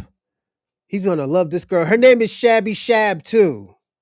So definitely go out and support her. And everybody, don't forget to like and subscribe and share this show right now. And also subscribe if you want to be in the live chat. Because if you don't subscribe, you can't be in the live chat. And also send in them donations for Brother Morningstar, Sir Adam's great portrayal. So definitely, I need y'all to work on that. If you can, definitely work on it. All right. So yeah, definitely support my GoFundMe right there. It's up on there. And support my Cash App if you want to donate just to me. You know, I get it, you know. And all I do is put it into the channel and put it into the projects. So definitely your money does go somewhere. Give me a second. So yeah, definitely your money does go somewhere. Is Israel first above everything else. So she has to pivot. She has to make it seem as though he's trying to be anti-Semitic because she doesn't want to stand up there and account for all the money that she took from the pro-Israel lobby. And that just like you wouldn't say the Iranian, that, Iranians, whatever happens, the Iranian government does is what Iranian Americans believe. I think it's really important, especially now, to make a distinction between the Israeli government and the choices that they're making and the average Jew, okay? And Jewish people who donate to campaigns. So I feel very strongly about that. Horrible answer there. And people are actually clapping. They don't know any better. Horrible answer there. Here's the thing. White supremacy. Robin, this is why I told you to police your people. You and your people show, and I'm gonna say this, Robin, and this is so disappointing. I'm telling a white man this, not even a white supremacist, a white man this. This is why I say this is so important about policing your people, about staying on code. We would never have this problem. You would never have this problem with Black Americans if y'all niggas would have stayed on code with us. If y'all didn't break treaties, if y'all if y'all was trustworthy, y'all niggas lie. Y'all don't tell the fucking truth, Robin. Robin, y'all niggas don't tell the truth. We do not have a pro-Iran PAC in the United States that operates on the interest for Iran above everything else. We have PACs here in the United States that operate on the behalf and the benefit and the interest of Israel above everything else. And they have bought a lot of the politicians, including Rob. CIA hack Alyssa Slotkin. Oh, shit. It's not the same. So I fuck with her. I fuck with Shabby Shab. But the Democratic Party has this problem, right? So then they pivot and tell you, let's just talk about the government. Let's just talk about the Israeli government. But it's not just the Israeli government. I'm talking about, Robin, I'm talking about with your people. Y'all should have been on code. Y'all should have never broke treaties. This is why I told y'all, pay those reparations, make policies, make tangible. Put those people that you need help on equal playing ground. Robin, as much as people know about Black people, they know Black people is going to be about their word. Black Americans will always be about their word. These other niggas from these other countries, I cannot talk for them, Robin. This is what I've been telling you. Kamala Harris wants to tell you that voting should be transactional. But then you got Alyssa Slotkin over here in Ohio telling people, oh, well, don't criticize.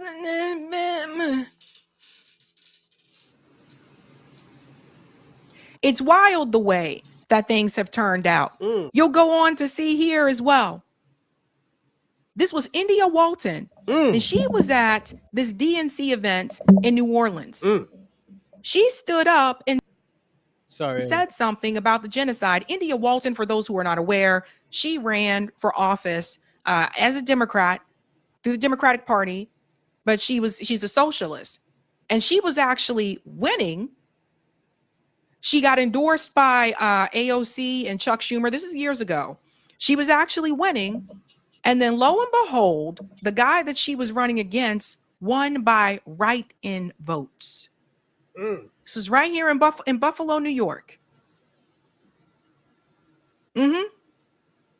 So she came to this event and watch what they do to her. Listen to Democrats. Why are you afraid of APAC? Be afraid of the voters. Tell us what happened in 2024. Why are you dropping bombs on babies? Let us know. Let us know. We deserve to know. I'm a Democrat. This is my party too. This is my party too. This is my party too. Congressman Joy Carter.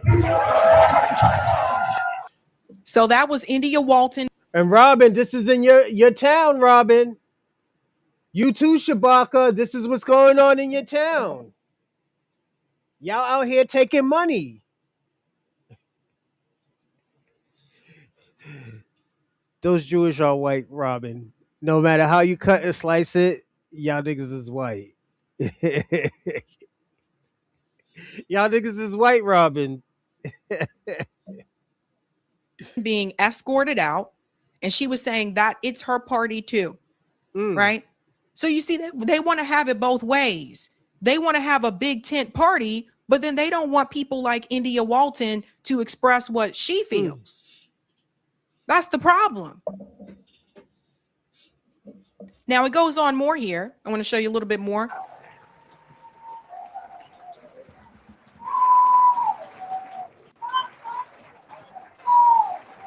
All these shills. I see you up in there, Robin. Is that you, Robin, over there? Yeah, that look like you, Robin. You counted! The U.S. military counted! Counted! You're all fucking same!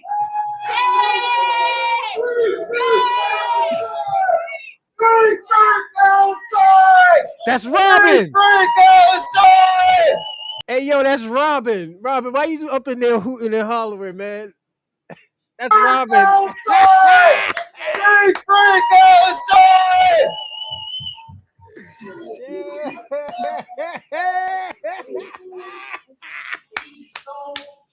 Robin, free Palestine.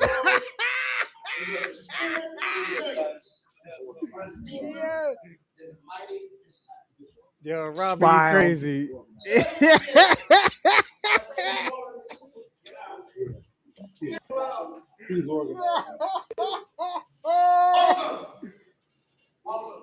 Robin, free Palestine. See all of this?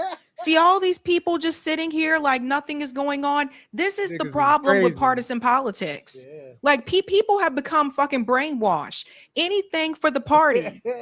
Anything for the party.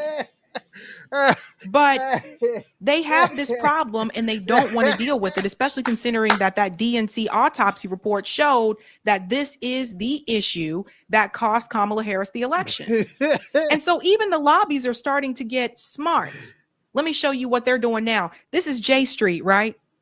Shabby jab. Go on, girl. J Street is backing Bernie Sanders' resolution to block the transfer of 1,000-pound bombs and Caterpillar D9 bulldozers to Israeli government. It is not a first for them. They support a similar effort in November 2024, but still notable and will allow more senators to hop on. So let me show you how not to fall for this scam, right? J Street, and we'll go back to mine. Yes. Is it good for them to say we want to block these weapons to Israel? Yeah. It's good to say that. But Israel can still buy the weapons. This is what I was telling you guys before. All these politicians that come forward and say, oh, we want to do this and stop Israel. We don't think we should send weapons or money to Israel because that's taxpayer money and they can afford to do it on their own. Notice that talking point. Israel can still buy weapons from the United States. But in particular, when you look at J Street, this is what I said on X. These pro-Israel lobbies are doing a song and dance. They block some weapons to Israel while still prioritizing a genocidal state. They know they're unpopular, so they are co-opting a movement and watering down the demands to trick people into accepting them. Guys, you cannot fall for the okie doke. That is what is happening here. Go on, sis. Go on, sugar. So they know the Gaza issue caused Kamala Harris the election. They know AIPAC, out of all of them, is not popular. But J Street, J Street's like a lighter version of AIPAC. They're still pro-Israel. I'm gonna say this. I think Kamala lost her votes on the Palestine thing too. I think that fucked her up as well. A lot of these liberals turned on Kamala. And I'm gonna say this: I advise her not to try to become a president ever again. I don't even think she could be JD Vance. I'm gonna be personally honest. If anything, I wouldn't say. I was gonna say Bernie, but nah. In fact, let me show you. Check this out. J Street says they are pro-Israel and pro-peace. This is from their website, and I just want to show you the contradiction. J Street PAC, championing equality, justice, diplomacy, and peace. Pro-Israel, pro-peace, pro-democracy leaders. Now, here's the problem with this statement. First of all, they are championing equality and justice, right? Israel is an apartheid state. So how are you championing equality if you're pro-Israel? Apartheid is not equal. They say that they're championing justice, but there's no justice for the Palestinians. There's no justice for the Palestinians who are encaged, basically, in an open air prison, that are starved from time to time whenever Israel feels like doing it, that have the lights, electricity turned off whenever they want. They turn off the water. They control these people. There's no justice for them. There's no justice for the people who lose their homes in the West Bank because these settlers go and attack them and burn their crops, steal their goats. That's justice, but they're pro-Israel. Even if you look at the other part here, diplomacy. What diplomacy? Israel doesn't even have a constitution. Does everybody see the problem? Pro-Israel, pro-peace, pro-democracy. They don't believe in DNA testing either. Democracy leaders. There is no peace with Israel. But if you look at J Street's website, it tells you their number one priority is Israel.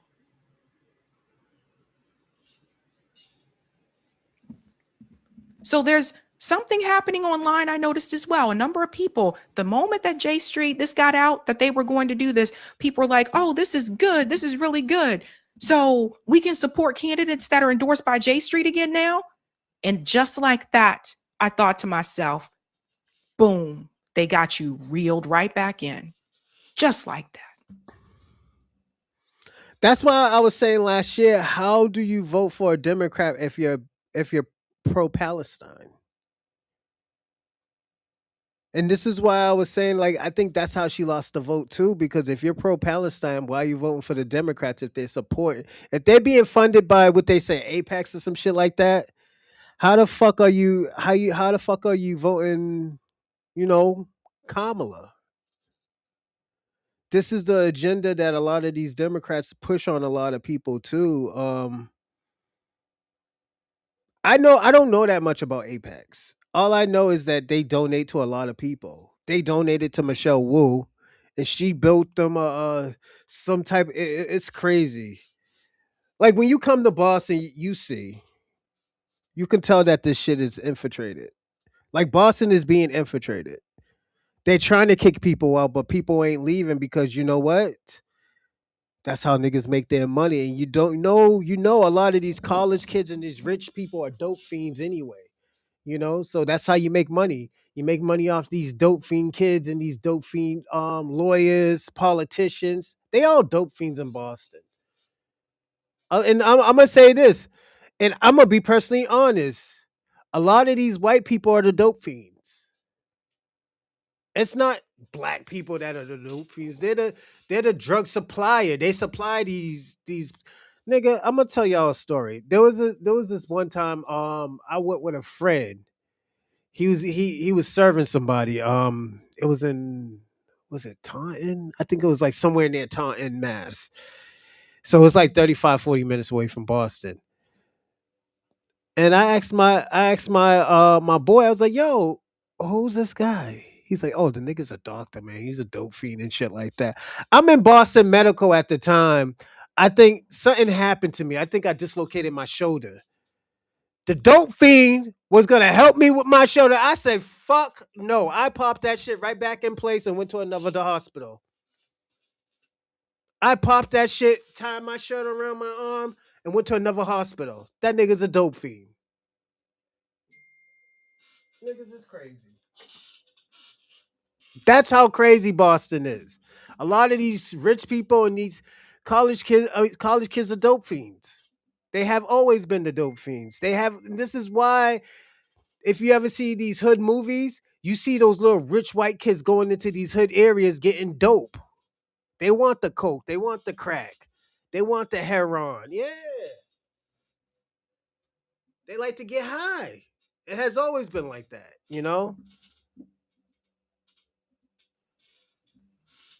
Because you can't be pro-Israel and pro-peace because Israel is not peaceful. Damn, shabby. So they're trying to do little things to make you think that, hey, we have changed and you can be okay with us now. I literally saw people that have been advocating for Gaza for years, all of a sudden on social media be like, oh, okay, I guess J Street isn't that bad. What? Look at their website. None of these pacts should exist inside the United States anyway. This is the US. This is not Israel. So you have to make sure you're. So yeah, we're gonna end that. We're gonna end that one, and this is why I said the Democrats. This is why Black Americans turned on the Democrats. This is why we turned on the Democrats, and this is why we turned on the Democrats. Now I'm gonna show you why we turned on the Pan-Africans and all these conscious people. We're getting into the conscious part of the show where this is why we turned on 19 Keys. Now he has a rebuttal and saying now he's rethinking of what he's saying. Let's watch, everybody. A group based on. Hold on. Yes, I know FBA is not a group based on definition. What I said was that those who mob and who take on a mob mentality inside a group, because obviously based on foundation. It's called staying on code. 19 Keys is mad because Black Americans are staying on code. He calls it a mob mentality. It's not a mob mentality. We always had that mentality of staying on code, of supporting each other, of defending each other. He wants us dumb, crazy, and blind. He wants us dumb, crazy, and blind. He don't want us to move up on the food chain. He don't want us to be great. And he's a Black American himself.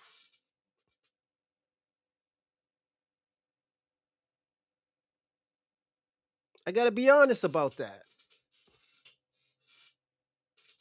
And that's why I say I take that as disrespect, because you don't want us to move up. You don't want us to be better. We're becoming a better race. We're making everybody look great. A Black American is describing my own lineage, right? Based on foundational Black American is describing my own lineage, right? My great grandfathers, you understand me? My great grandmother, that is obvious. And what I said is that it behaves, and when I say it, I'm talking about those people who engage in diaspora wars. So my brother Steve asked me, what's up with the diaspora wars? And if you know Man to Man, that's a platform where we just speak candidly. We're actually going to be doing another episode. So when I'm talking to him, like talking to Naomi, and we just sitting at home, it's not a show that gets hundreds of thousands of views like high-level conversations. So in context of the diaspora wars, there are people who are fringe. There are people who are polarizing. And when we talk about diaspora wars, it is not everybody. There's a small group of people, right, who then take on those behavior traits. They respond a certain way. They're extremely negative. And if you want proof of that, look at how people have attacked me. People have sent death threats. People have sent hate, right? People have sent all sort of different things. They did not. Nigga, why do we gotta go to you, nigga? You food out here now. You and Professor Smalls is food out here. Ain't nobody told you say that disrespectful shit. Now you want to renege on what you said? Ain't nobody told you to say that, nigga. The fuck? That's your that's your business to say. That's your business to stand 10 toes down on what you said. I gotta be honest about that. Now you gotta you gotta do a tour now. You gotta do an apology tour. Ain't nobody need no apology. Technically, we don't need an apology tour, but at the end of the day, you're a type of person that don't want to stay on code. I understand you don't want to stay on code, but hey, this is what you get when you don't stay on code. Not communicate with me or to me and ask me what my thoughts were directly, those who have platforms who I would have engaged with. No, it was like attack, attack, attack. And so I will always consider that to be a small group of people, but you cannot say a whole entire lineage, because some people don't even know this exists. Right? But when Blacks you're Nobody describing a King. lineage Hold up. that is different than Blacks when you're Nobody describing King. behaviors of Listen people to who what fit he just a said. whole entire lineage. Because Listen. some people, that to be a small group of people, but you cannot say a whole entire lineage because some people don't even know this exists. Snowbody Right? King. But when you're describing a lineage that is different than when you're describing behaviors of people who fit patterns. Remember you was doing some Division 1 dick sucking last week with him? And he just changed what he just said? Whole entire lineage because some people don't even know this exists. Snowbody Right? King. But when you're describing a lineage that is different than when you're describing behaviors of people who fit patterns. Right? So I don't know if that still makes sense to you. If it does, let me know. Right? And I'm not always privy to the way people are consuming the information or how they're operating in different silos. So I'm not sure how the narrative is going to be spun later on. So I can't say everything perfect, nor will I try to. But I appreciate you asking the question. You understand me? But when people behave in a certain way, then I'm really looking at behavior patterns, right? And that behavior pattern is what I use to define the outcome of what something is and what something's not, right? But nobody can say something is, nobody can define the rules for lineage, right? That's Nobody the whole can. point. But if somebody tries to define those rules, then you can only do that operating inside a group, right? So as a Black American, you can't tell me what I can and cannot say because we criticize Black America, right? And then we have a lot of constructive things for it. So if I can make astute observations and be critical of my own people, because that is my people, there's no rules for that, right? So Now we're his people. Now we his people. See that? What I tell y'all all the time, I was like, yo, this nigga, I know he's gonna, once he starts feeling the heat, he's gonna renege on what he said. I said that. I did apologize because I didn't know he was gonna sound crazy like this, but he did renege on what he said. I was right about that. same thing when it comes to being a foundational Black American. I can be critical of people that come from that same lineage. For me, But I'm gonna say this: you wasn't critical on it. You was on some coon shit. I have to say that. it's the same thing. When you start like utilizing the language and identifiers consistently to separate, it feels like you're attacking a group, but it's really the same way that you've always been speaking on the people, right? When you speak on negative attributes or something or positive attributes, historical attributes or things of that nature, to me it's the same, right? And so I guess you have to understand the context in which somebody is defining something or observing something versus this person, an agent, this person hates us, this person is like, I can't really get caught up in all of that. I think that's people's content cycles of anything. And I think people benefit if they can get a video that gets hundreds of thousands of views. I think people benefit if they can connect their name to mine and, be disrespectful and talk all the shit in the world and completely disregard any of the work that you've done. And so I really don't have respect for people who disregard everything that you've done for something that they don't like that you're doing. You know what I'm saying? You say, why don't you attack the... Oh, okay, yes, I understand what you're saying. You're saying rhetorical. What is the criticism of continental Africans? I just talked about the criticism of continental Africans. I just talked about the fallacies and how some of the diaspora returns can be a scam. But Africa is a huge continent, When you travel, you stop speaking on it that much as a continent because you realize how different that each place is. Like, Africa is a uniting word. There's no the United States of Africa, right? Kwame Nkrumah is the one who tried to do that, and there was a coup led against him. And then, of course, you have Muammar Gaddafi who tried to create the United States of Africa, but there currently is no United States of Africa.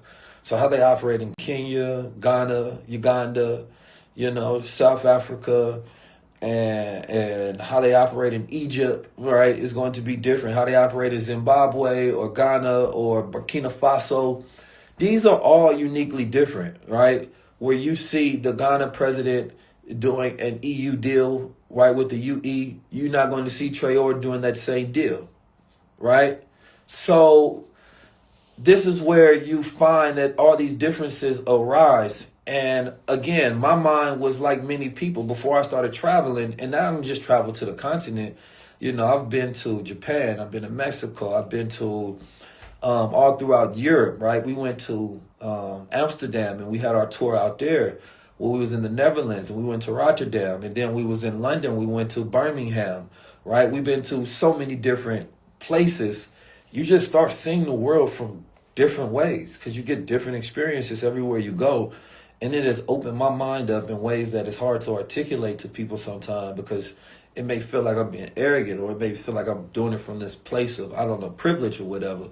But it's just your mind has to stretch. You don't travel a place and then have the same exact perspective that you had when you were staying local. That's just reality, right? And sometimes it's for the good and sometimes it's for the bad. And so, like, going to Nigeria changes my perception of Nigeria versus hearing narratives about Nigeria.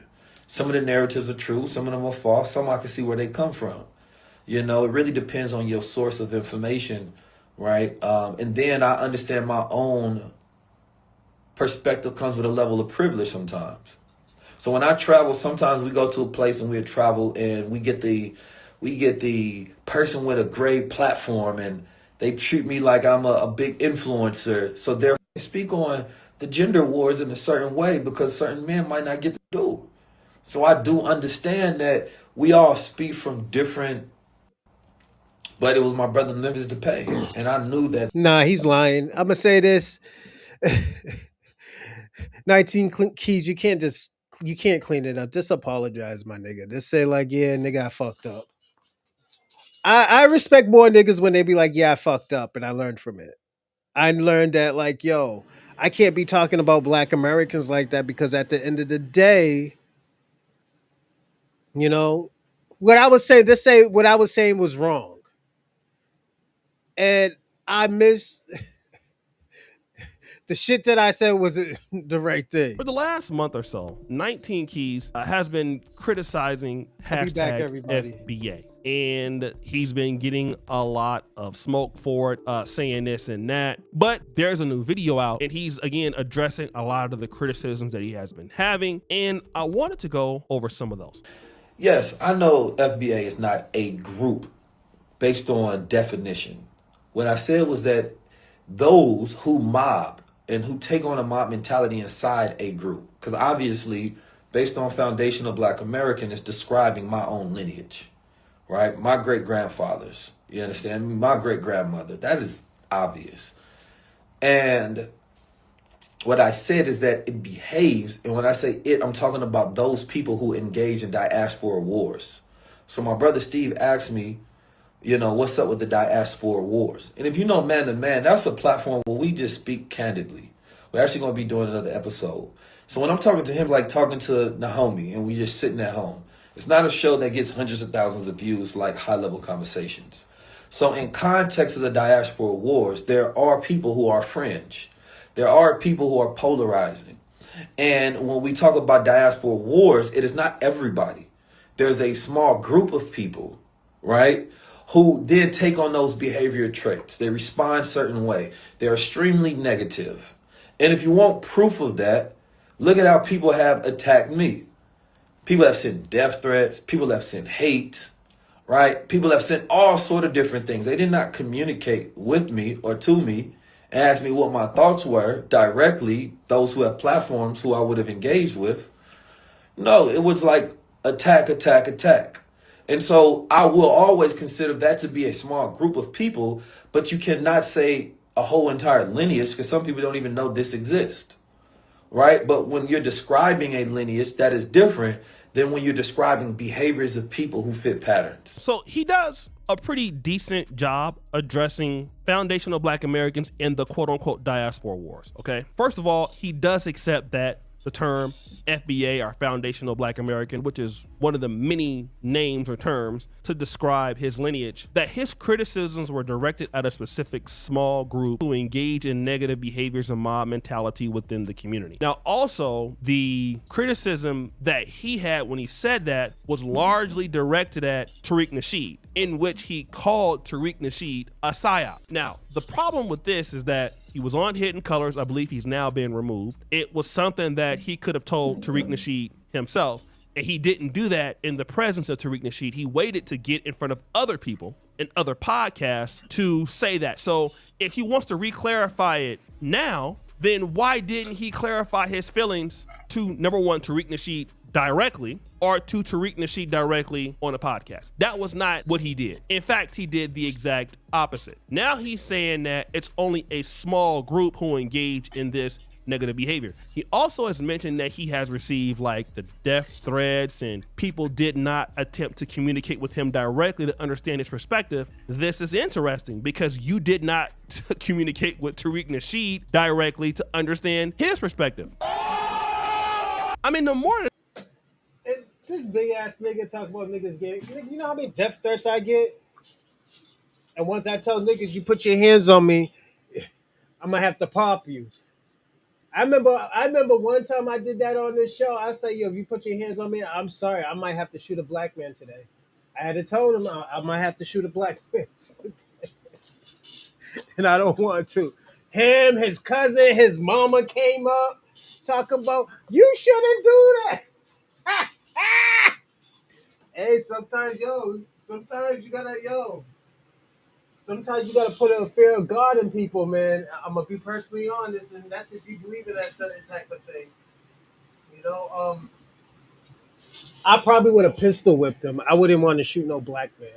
I'm gonna be personally honest. That's the last thing I would ever want to do. the guy talks, the more trouble he Have I ever shot at one? Yes, I did.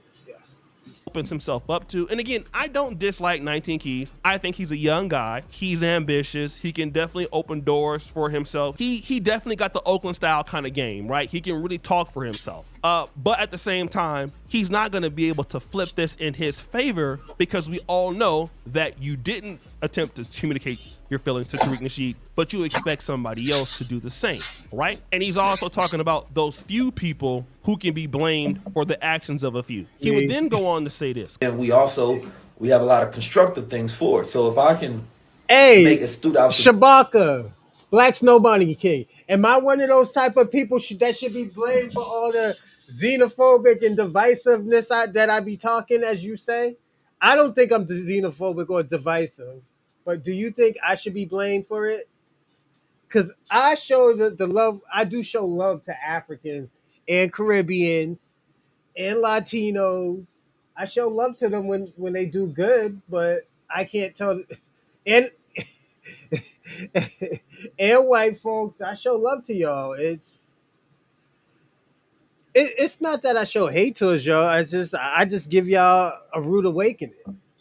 And be critical of my own people because that is my people. There's no rules for that, right? So same thing when it comes to being a foundational Black American. I can be critical of people that come from that same lineage. Because for me, it's the same thing. When you start like utilizing the language and identifiers consistently to separate, it feels like you're attacking a group, but it's really the same way that you've always been speaking on the people, right?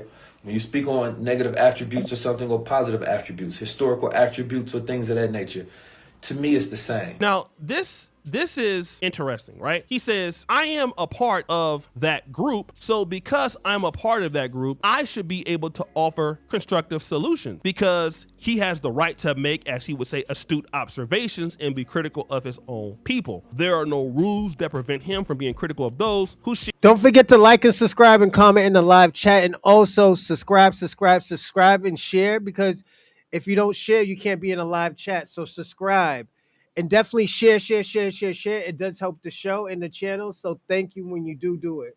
Share his lineage. Oh yeah, don't forget to donate to the GoFundMe to Brother Morningstar, Sir Adam's Great Patrol. That's one of my new projects that's coming out soon. So definitely, I might push it back a little bit just to get more funding, but definitely I want definitely to subscribe. I'm gonna drop the link down right now. Is this the link? Yeah, I dropped the GoFundMe link, and I'm gonna drop the Cash App link. The Cash App link goes to my just to the channel and stuff, and it's to buy new things, and if not, just to the funding. So definitely donate. You know, that does work. Thank you.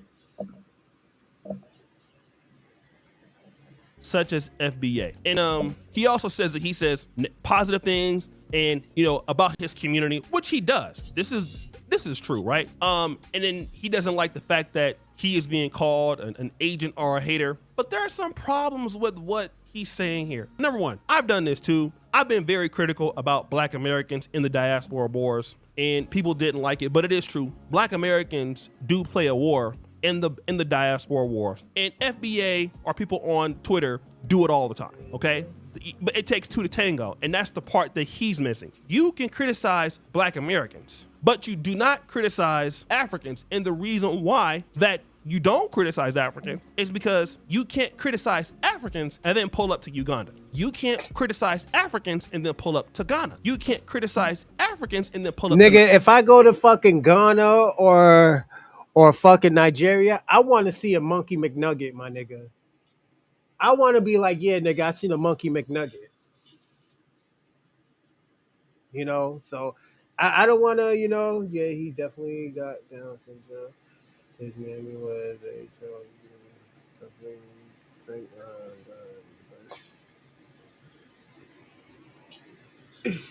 nigga say he got Down syndrome. That's fucked up. Nigeria. I do want to see a monkey McNugget. Like I said, I've been living in Uganda. I'm well known in East Africa. Like on my other side, you guys may not see me. You guys probably see me for like the celebrity stuff, but in the Pan-African space, I'm pretty, I'm pretty known as a content creator. Like I can go to Nairobi, anywhere, South Africa, and people don't know me. People know me a lot. 19 Keys gets treated a lot better in Africa. I spend a lot more money than he has. He gets treated like really, really well, right? So when he's getting these endorsed trips, you're meeting presidents. Of course, you're not gonna criticize these governments, because if you really look at FBA doesn't have like a real hierarchy. There's not a lot of institutional money that anybody can get from FBA as an organization. So you don't criticize Africans because that will just damage your ability to go and do what you're doing on a continent. So you're criticizing your own people, and the real reason is because there's no real backlash to it.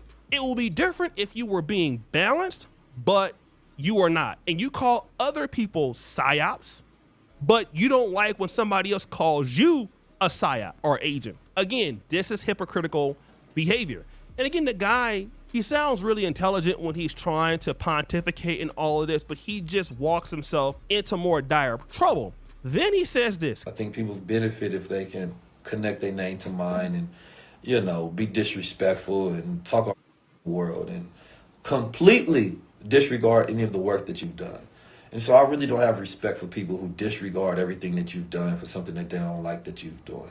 So he thinks people benefit if they can get a video with hundreds of thousands of views. I have to say it. If they connect their name to his, and all of this. Number one, like nobody is getting hundreds of thousands of views off 19. He's wearing his ascots wrong. So I'll teach y'all how to make an ascots later, but he's wearing the shit wrong. 19 Keys. 19 Keys, in my honest opinion, is not somebody that has a big effect in Black America nor on the continent. People would only really discuss him under something that he says is offensive. He then says that, people be disrespectful and talk all the stuff in the world and disregard all of the work that he's done. And I mean this respectfully, because I don't dislike 19 Keys, and I'm giving him the benefit of the doubt here. What is the work that 19 Keys has done? I mean, I can see at least Dr. Umar with the FDMG Academy at least trying to get it up. I can see what Tariq has done with the Hidden Colors. I can see Dr. Boyce Watkins, the All Black National Convention. But 19 Keys has not really done anything. And if anything, I think 19 Keys is a person that's kind of like a rent seeker. 19 Keys doesn't really bring any value into any situation because 19 Keys is all about being a mental architect, metaphysics. So when you look at the value add that 19 Keys brings to something, there's nothing that I see that he touches where somebody benefits from it. So what is it that he did in the work that he's done? I don't really see it. I see nice videos of him in Africa. I see reputational clout. I see him attaching himself to Ghana, to Uganda, to other places. But I think that at best, 19 Keys is a middleman. At best, that's what he does. There's nothing that he touches because you can't even tie him to an industry. You can't even tie him to like a content creator. You can't even say that he's really in the content creation business. I just don't really know what he's saying because he's not a person when you look at in Black America or on the African continent that this guy has done stuff that you can really point to. It's a whole bunch of like, kind of vocabulary jargon type of stuff that he's really good at doing, but you can't really put it together. And then he says this. And then I understand my own perspective comes with a level of privilege sometimes. So when I travel, sometimes we go to a place and we travel and we get the person with a great platform and they treat me like I'm a big influencer. So therefore they give me a certain level of experience. And then I have to take myself, step out of that experience and think that this is not the experience of the average person that will come here. Right? And so I can't oversell my experience as a universal one. Now, here's the one thing that he has said I would agree with. And I've never had the experiences that 19 Keys has had on the African continent because I'm critical of what goes on in Africa. So I don't get invited to meet the president. I don't get invited to go to Ghana or go to Kenya or Nigeria because simply I feel like if I were to do that, I would have to go along to get along and I'll be bought. And I just couldn't really be honest and tell the truth. I mean, at least right now in my life, right? So he is an influencer that he's treated really good. And I've mentioned this before he ever had mentioned this. Maybe he might have got this from me. When you're somebody like 19 Keys from America, you have institutional leverage, okay? A lot of it. And this leverage will get you into doors that other people cannot get into. Now, this means that when you come to Africa, you're not going through problems. It's just like me. When I came back to Uganda in 2022, 2023, let me just say this. I didn't meet a whole bunch of African governments, but like everything was going great. I was hot on YouTube. I was making a ton of money. Everything went good. So me telling somebody else how it would go, I would be giving you a biased view. But he doesn't understand how it is not being 19 Keys. 19 Keys doesn't live in Ghana. He doesn't live in Uganda. For the average African or Black American that comes here, you will deal with bureaucracy. You will deal with gatekeeping. You will deal with a whole bunch of unfair treatment at times that if you're a normal person, it really sucks to have that. So again, when he's talking to Black Americans as if they have some fundamental issue, some fundamental problem with what he's saying, as if, they got all this opportunity in Africa. In the reality, you got a lot of opportunity in Africa because you have this huge fan base. You're connected to a few people. You're going to make your money digitally. You're chasing clout a lot. So the person that is going to win in Africa is a 19 Keys. If I wanted to be similar to him, I could win a lot in Africa because of just, me being here, me having, being connected to the community, knowing how things work, yes. But if you're a normal person, no, right? And that's it's a God's honest, actual truth. So that's my real breakdown of his response. And I think, the young man thinks that he's just really intelligent. He got this game, quote unquote, from the Bay. A lot of guys from Northern California, Oakland, they feel like they got... Niggas is kicking 19 Keys in the back. That's fucked up. Oh shit! Shabaka just turned on 19 Keys. Oh my god!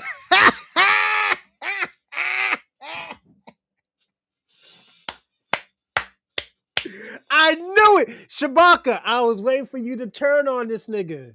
I was waiting. You was talking about all the pan-africanism towards this nigga last week. Yo, Shabaka, what the fuck happened? What the fuck happened, Shabaka?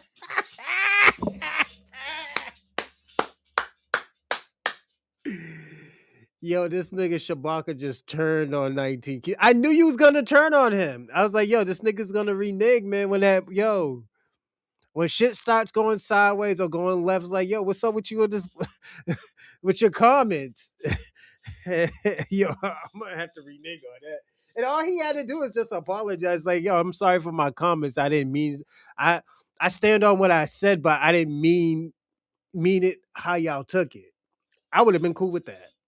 You know, you're not. I'm gonna say this: he would have never lost no face if he would have done that. I'm gonna be personally honest. Oh, Shay looks scared. Yeah, he said, "Oh, Shay looks scared." Ah, no, I don't know. Shabaka drinking his IV unit. Hey, yo, Shabaka, go and tell Dorsey. Don't run now. Don't run. don't run. Don't run, boy. Don't run. Shout out to Dorsey and Shabaka, man. Y'all niggas is funny. But yeah, man. Yo, Shabaka, let me ask you a question. You ever had a monkey McNugget? I want to know how that shit tastes. When you go to Africa, tell me what that monkey McNugget tastes like, all right? So much game and so much mouthpiece, and then but you can only have so much mouthpiece until you don't. You got your what you're saying has to match up. And so many dudes in the black community try to either fast talk or sweet talk themselves or try to smooth talk themselves out of everything. And it comes to a point where that just doesn't work. As the old folks say, that dog just don't hunt. And then you look, that like nigga Shabaka just turned, nigga. That nigga just stupid, turned, right? Because it's too easy for people to go back and look at what you said prior to that. They can reason out, and it's too easily you're easily defeated when you do things like that. Yeah. So guys, what do you think? It's your boy O'Shea Dude Jackson back at it again. Another episode of Celebrity Talk. All right, we're gonna do this last video, and we're gonna call it the day. All right, I gotta go get the kids. I gotta work out, and I gotta clean the kitchen. So I gotta put this air conditioner in. My baby mother been complaining about the heat. Like, motherfucker, you're from fucking Laos, nigga. You're from Cambodia, nigga. Think you from Cambodia. You worry about fucking heat? The fuck? Oh shit. All right, let's do this last video. I think, yes, it is right when we are trying to get folks to register to vote and to go vote, and it is absolutely right that we remind everyone of our history, especially when they're trying to erase it. We remind people of the lives, the bloodshed on the Edmund Pettus Bridge, the sacrifice of those young people at the lunch counter, the assassination of Dr. King. There are so many things that we must remember about history, so that what compels us to vote includes not only our civic duty, but honoring the ancestors. Yes, and here's what I'm suggesting in addition. Get yours. Vote and say, I'm voting because I expect something out of this. You're not going to take for granted that I'm going to vote because I'm a good citizen and it's my civic duty to vote, so that you don't even worry about whether you're producing what I need because, oh, we can count on them to vote because they remember the Edmund Pettus Bridge.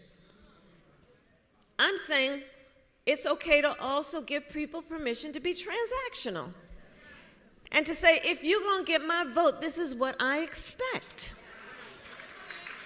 I'm going to vote because I expect to get something out of this. I'm going to get mine by voting. That's what I would offer. I think it's okay to give people permission to be transactional voters. With Kamala, and Queen Mother Empress brought up some very good points about Kamala.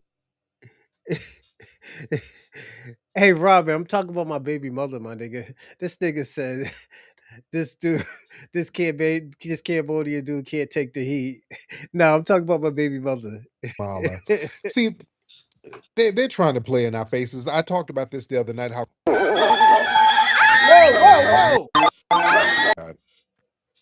We got some punks in here, but I got them out.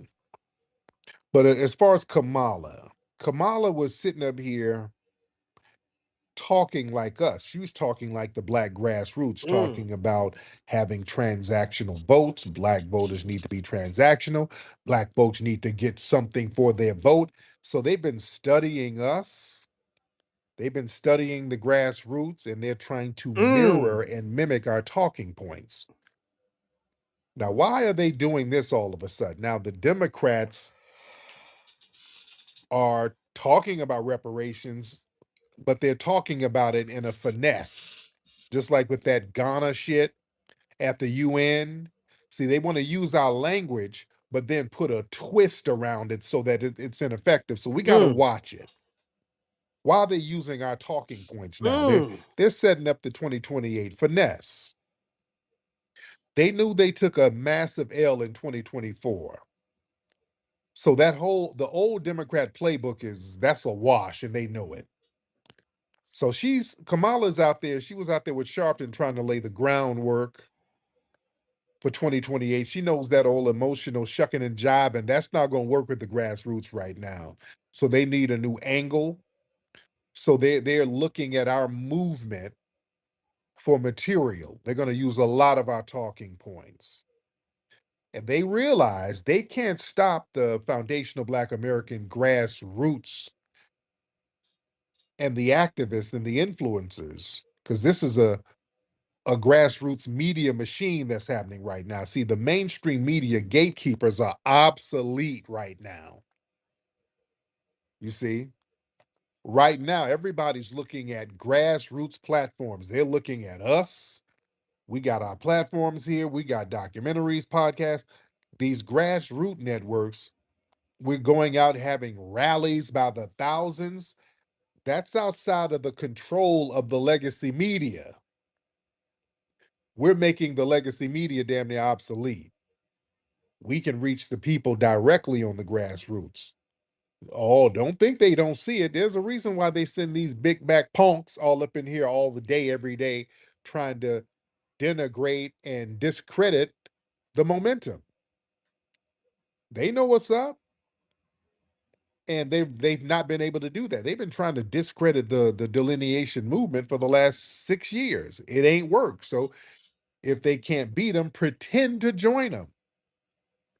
So they know they got to come talk to the culture or talk like the culture. You just can't sit on CNN and read off that teleprompter. No. You got to start talking like us. See, we got these political strategists. They're sweating bullets right now. See, for decades, they used fear-mongering to kind of herd Black people to the polls. Now we're very codified. We're standing on code. No tangibles, no vote.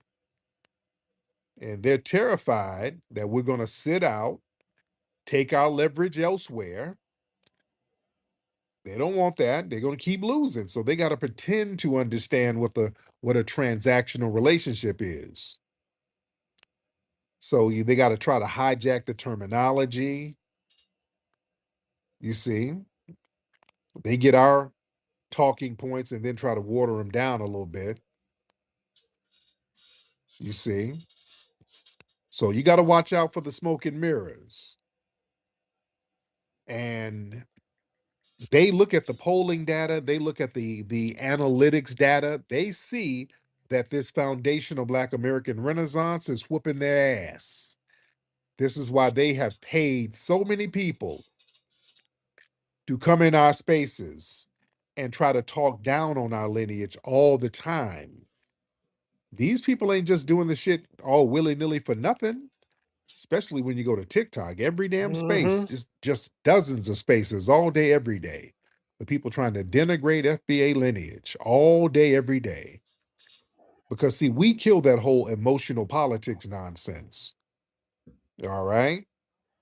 All that singing and shit. No. The first Black person this, first Black person that talk. We ain't on that. We done shifted the whole conversation to tangible. Yeah, tangible, Shabaka. You see? Tangible. And we ain't trying to hear nothing else. Yep. We don't want no catfish nuggets. We don't want to see Megan Thee Stallion pop her ass. And I like to see that on my own time, but not when it comes to politics. Nope. Purse first, ass last. Where's the money? Give me my reparations check, then I'll go look at that ass. Purse first. That money, So it's a that whole new vibe. moolah. It's a whole new paradigm right now. We want that money, nigga. They got to deal with it. Yeah, we want money. We don't want Let's that get fucking guardian angel in the building. Guardian angel. All right. Waiting on guardian angel Niggas to come want on that through. money, nigga. Then we see While ass we're waiting later, on guardian nigga. angel, let me try some other people here. Let's get FBA Trade Day. Then we'll get Brother Khalif from New York. Let's try FBA Trade Day. Trey? Yes, sir. How you doing, bro? What's good? I'm chilling, bro. I'm chilling. Man, quick story, man. On Saturday, I was on my way to the gym, and I get off an off ramp, and I see a car stalled, and I kind of peep, and I see it's a young sister in there, who I thought, and it was in the middle of the road, and it's an off ramp off of, you dig? So I'm like, all right, let me, I ain't had nothing to do, so I said, let me bust a UE, try to put her shit in neutral and push it on over. So I get over, the engine's fried, so can't do nothing. She say her daddy's on the way. She got a turban on or a Muslim a garb on or whatever. So I see that she's like Sudanese or something. So I'm like, okay, whatever. She's like 19. That black ass African slave with them, and this old. They pull up. And it was her daddy and this African dude. Her daddy was this old Sudanese dude, and and they had like this black ass African slave with them. And man, and so look, the dude, so I'm sitting on the back of the car making sure nobody hit her and shit. And dude pops up and hops out the car so damn fast. I'm thinking it's just another car trying to get over. No, dude saw me right there protecting his daughter. He looked, didn't say thank you or nothing, and then this little slave hop out the car. He see how he's acting, he see how I'm reacting low key, and he try to he wait to dude walk away, and then he try to dap me behind his back like he was scared to show camaraderie with me right there. So I'm in the middle of the road, so I'm like, you know what? I'm glad he's here because I'm ready to dip anyway. But I get in my car, and I don't know, that pissed me off. So I turn around and I just had to go up and just say something to him. I walk up there, dude's like in the back seat, and I just, I got up in his face. I'm like, hey, bro, hey, let me holler at you real quick. I just sat out here and watch your daughter make sure she ain't get hit by no car off his off ramp. The least you can do is say thank you. Here in America, we black Americans, we say thank you for shit like that. And I said, I know you Arabs don't like niggas. I said it to him I said, look me in my mother. He wouldn't look me in my eye. He kept his eye down, his head down the whole time. So I said, look me in my eye. That's disrespectful. I'm out here making sure your daughter ain't hurt and shit and all that. I say sorry. I'm sorry. Please, no. Yo, my man's doing too much. And it's like, out there, do that. Man, hey, it is 70,000 Cubans in Louisville, Kentucky. It is the largest Cuban population outside of Miami. It's all kind of Somalis here. When I go to Crunch Fitness, 70% of the gym is foreigners. 70% is foreigners. It's Cubans. It's all kind of Africans, Somalis, Ugandans, Kenyans. I don't see no Nigerians, but they from all over. And they show me respect in the gym. They ain't got no choice. But it's like, I know how your people feel about us and shit. And it's like, I don't know, bro. Like, something's gonna pop off, bro, because this shit ain't gonna fly. I just want to let you know that story, man. Respect to you, my guy. You, brother. Thank you so much, FBA Trey. Man, I didn't know it was that deep up in Louisville, right? I did not know it was that deep up in there. Man, that's heavy. What's that? Shabaka, where you from then? Where you from? There's a park out there. Fly. Oh, and you Louis, man. Now say this, but he watch your daughter, make sure she ain't get hit. You back on crow in his back, so and go up and just say something to him. I walk up there. I can't think of that damn park. Man. They killed at Mill Creek. But since I would say, I don't know what these Cubans are doing here. Okay, hold on. Let me get Brother Khalif in here. Khalif? I don't want to hear about Cubans and all that. Yeah, what's up, Tariq? How you doing, brother? I'm good. Long time no hear from. Yes, indeed. How's everything in New York? It's good. I mean, dude just died, so there's a lot of mixed, a lot of mixed feelings going on around Yeah, about that. listen. You know what I mean? When is it? Is there a funeral service announced for Bambaataa? Yeah, actually, I think it's on. Hey yo, Shabaka, did you go to? Hey yo, Black Snow Bunny King, did you go to was it African Bambaata's funeral? Because I know that's your uncle. Did you go The or you 17th stayed up here in the away? Bronx somewhere. It's going to be a funeral service for him. Interesting. That's gonna be interesting. That's Yeah. what's on your mind, brother. Well, so I wanted to talk to you about. You notice how these dudes are sitting here with this denigrating language that they be calling us and stuff. Sharpton and Fat Boy Yeah. sitting there calling us stupid and Simple Simon and all that kind of stuff. I don't know how they expect us to get our vote. You know what I'm saying? When they sitting there calling us denigrating names like that, they would never do that to any other ethnic group. You know what I'm saying? Right. It's very disrespectful. Right. Very disrespectful. Right. Yeah. Thank you, brother. And that's the Democrats. Y'all better learn. It's a new damn day because we're having a renaissance right now. So that whole thing where y'all can just curse us out and shame us into going to the polls, that's done. These shaming tactics don't work. There's too much of a codified pride now. When you have pride about yourself, you're not going to let people just come talk to you crazy. I'm not going to vote because Roland's big fat loofah sponge built ass is out here talking about y'all stupid Simple Simons. That ain't going to work. Not coming from a big fat ass tether. That ain't going to work. That's working against you. Y'all going to learn the hard way, Democrats. Y'all better get your shit right. All right, who's this person here? It was Yo, Tariq, yes, sir. How are you? I heard your broadcast on Sunday about that Ashley Janae, and you hit the nail on the head. You gave a lot of good game. I'll give you props on that because, um, like, I'm a black man from the I UK. know. So my experience with a lot of black women are my preference, but dating wise, right? I'm gonna say this, Shabaka. That's good. Yo, Shabaka, I want to ask you a question. Was you ever at a Bambaataa party, African Bambaataa party?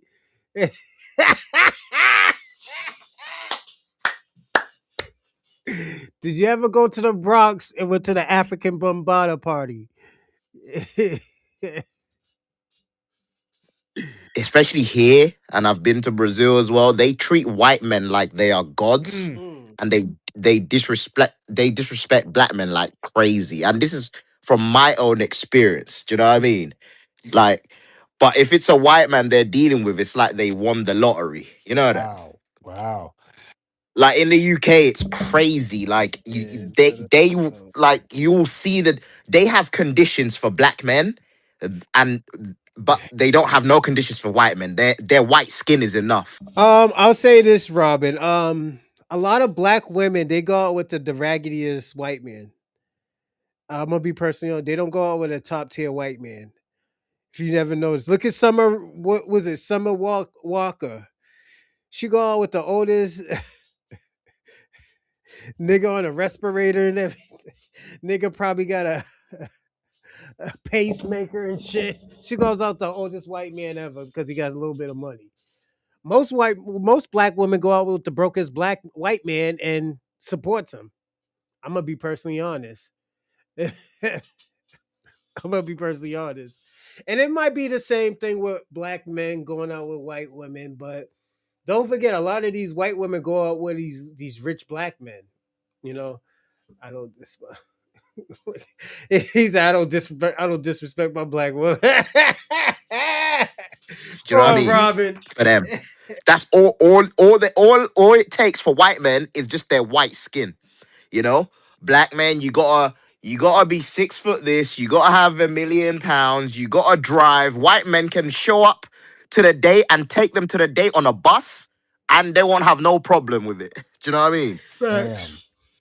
just because they're white. That's how it is out here, bro, for a lot of them. And it's crazy, you know, the self-hate is mad. And another thing is a lot of these women as well, some of them have even said it to me. They want that mixed baby as an accessory as well. I Do you know what I always mean? said that. That's I like a always goal said to them, that. you know? I'm not generalizing, saying it's all, but from my experience, I've dealt with a lot of black women that are very like, do you know what I mean? Just they worship white men, do you know? Man. I appreciate you, but thank you so much, brother. Let's get Lady Justice in the building. Miss Lady Justice. There you go. Hi there. Hey, beloved. Hi there. Hi there. How you guys doing tonight? Good. What's on your mind, dear? I just wanted to point out that most of the crime that is committed, they will pick the black stories and put them on the news.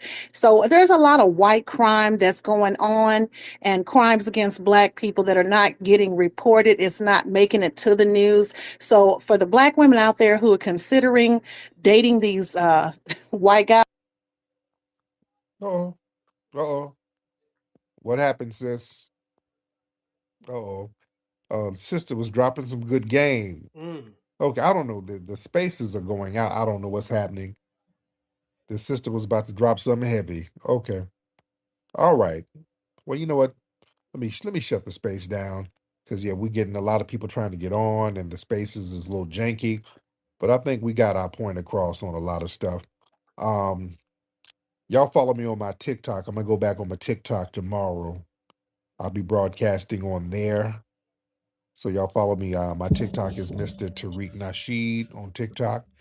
And I'm gonna say this: it's not because I don't like. Yeah, I don't really. I'm not really attracted to white women, but I like the nerdy, educated nurse type of white women. I don't like the ones that most of these niggas be going after. I think those type of women look like little girls, and it's a turn off. Like, yo, half of these white bitches be looking like they're 12. You know, that's why I always look at niggas like, yo, why you fucking with that girl? That girl look like she's like 12. You know, so like, let's not do FBA. FBA needs to stop that shit right.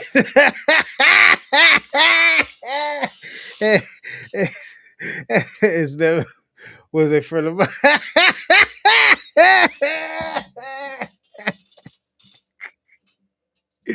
Yeah, let's end the show, man. Shabaka is a loose cannon right now. Um, I might not do a show tomorrow, everyone. I gotta go up to my job. Um, and I definitely gotta go to class tomorrow. So yeah. I might not do a show tomorrow, so definitely be here on Friday. Um, I want to say this, everybody. Very few men in FBAs have a black woman. What are you talking about, Shabaka? 85% of black men have a black woman. That's 85%, 85 to 90%. So what you're saying is false. It's misinformation. So yeah. Um, we could say Jamaicans, they love white women. You know, Jamaicans and Africans love white women, you know. So and I don't see nothing wrong with that. You know, a lot of y'all Jamaicans is mixed breed anyway. So all them British over there, you know, fucking y'all women and stuff like that in Jamaica. You know, like what nothing wrong with that. Look at Kamala Harris. She's a fucking half breed herself. She's a white Jamaican, you know, so they don't even know if that lady got any black DNA in her, you know. So yeah. But I'll say this. A lot of these Democrats, and I'm gonna say, yeah, we turned on. I'm gonna say we turned on everybody. We turned on everybody because we warned everybody. Everybody did not want to listen. So at the end of the day, you got to handle the shit yourself. You got to handle this bullshit yourself. So and it is what it is. Take it as it is supposed to be taken. You know, fuck it. Don't get mad at Black Americans because we doing what we're supposed to do. You know, if y'all didn't fuck up, this wouldn't be a situation. this shit won't be a situation. Shabaka's spazzing out right now. All right, you making me still? Yeah, you made us an enemy. So now y'all got to fix your own problems. You can't go to the guy who was saving y'all for the last 80 to 60 years, and some people longer. So now it is what it is, So y'all just gotta pull yourself up by the bootstraps and handle y'all business. I'm gonna be personally honest. Ain't nobody supposed to be here to save you, nigga. Like, come on. That shit should be out the window. Yeah, that shouldn't even be a second. That shit shouldn't be even a second choice, you know. But I'm gonna give my shout out. Shout out to Robin from Kick. Salute to Robin. Shout out to Dorsey, Ray Ray, Black Snow Bunny King, Shabaka, Tamika. Great to see you. Renaissance Woman. It's always great to see you. And FBA Convo. Shout out to FBA Convo. Hey, Black Snow Bunny King. I told you I'm gonna have this show for you, man. So you welcome in advance, man. I told you I was gonna do this show for you because I know Black Snow Bunny King wanted to act up yesterday, but he couldn't. It was a Reaper Nation show. So yeah, thank you for actually, doing your thing today. But yeah, shout out to everybody, and I will see you tomorrow. No, tomorrow, maybe tomorrow, but Friday definitely.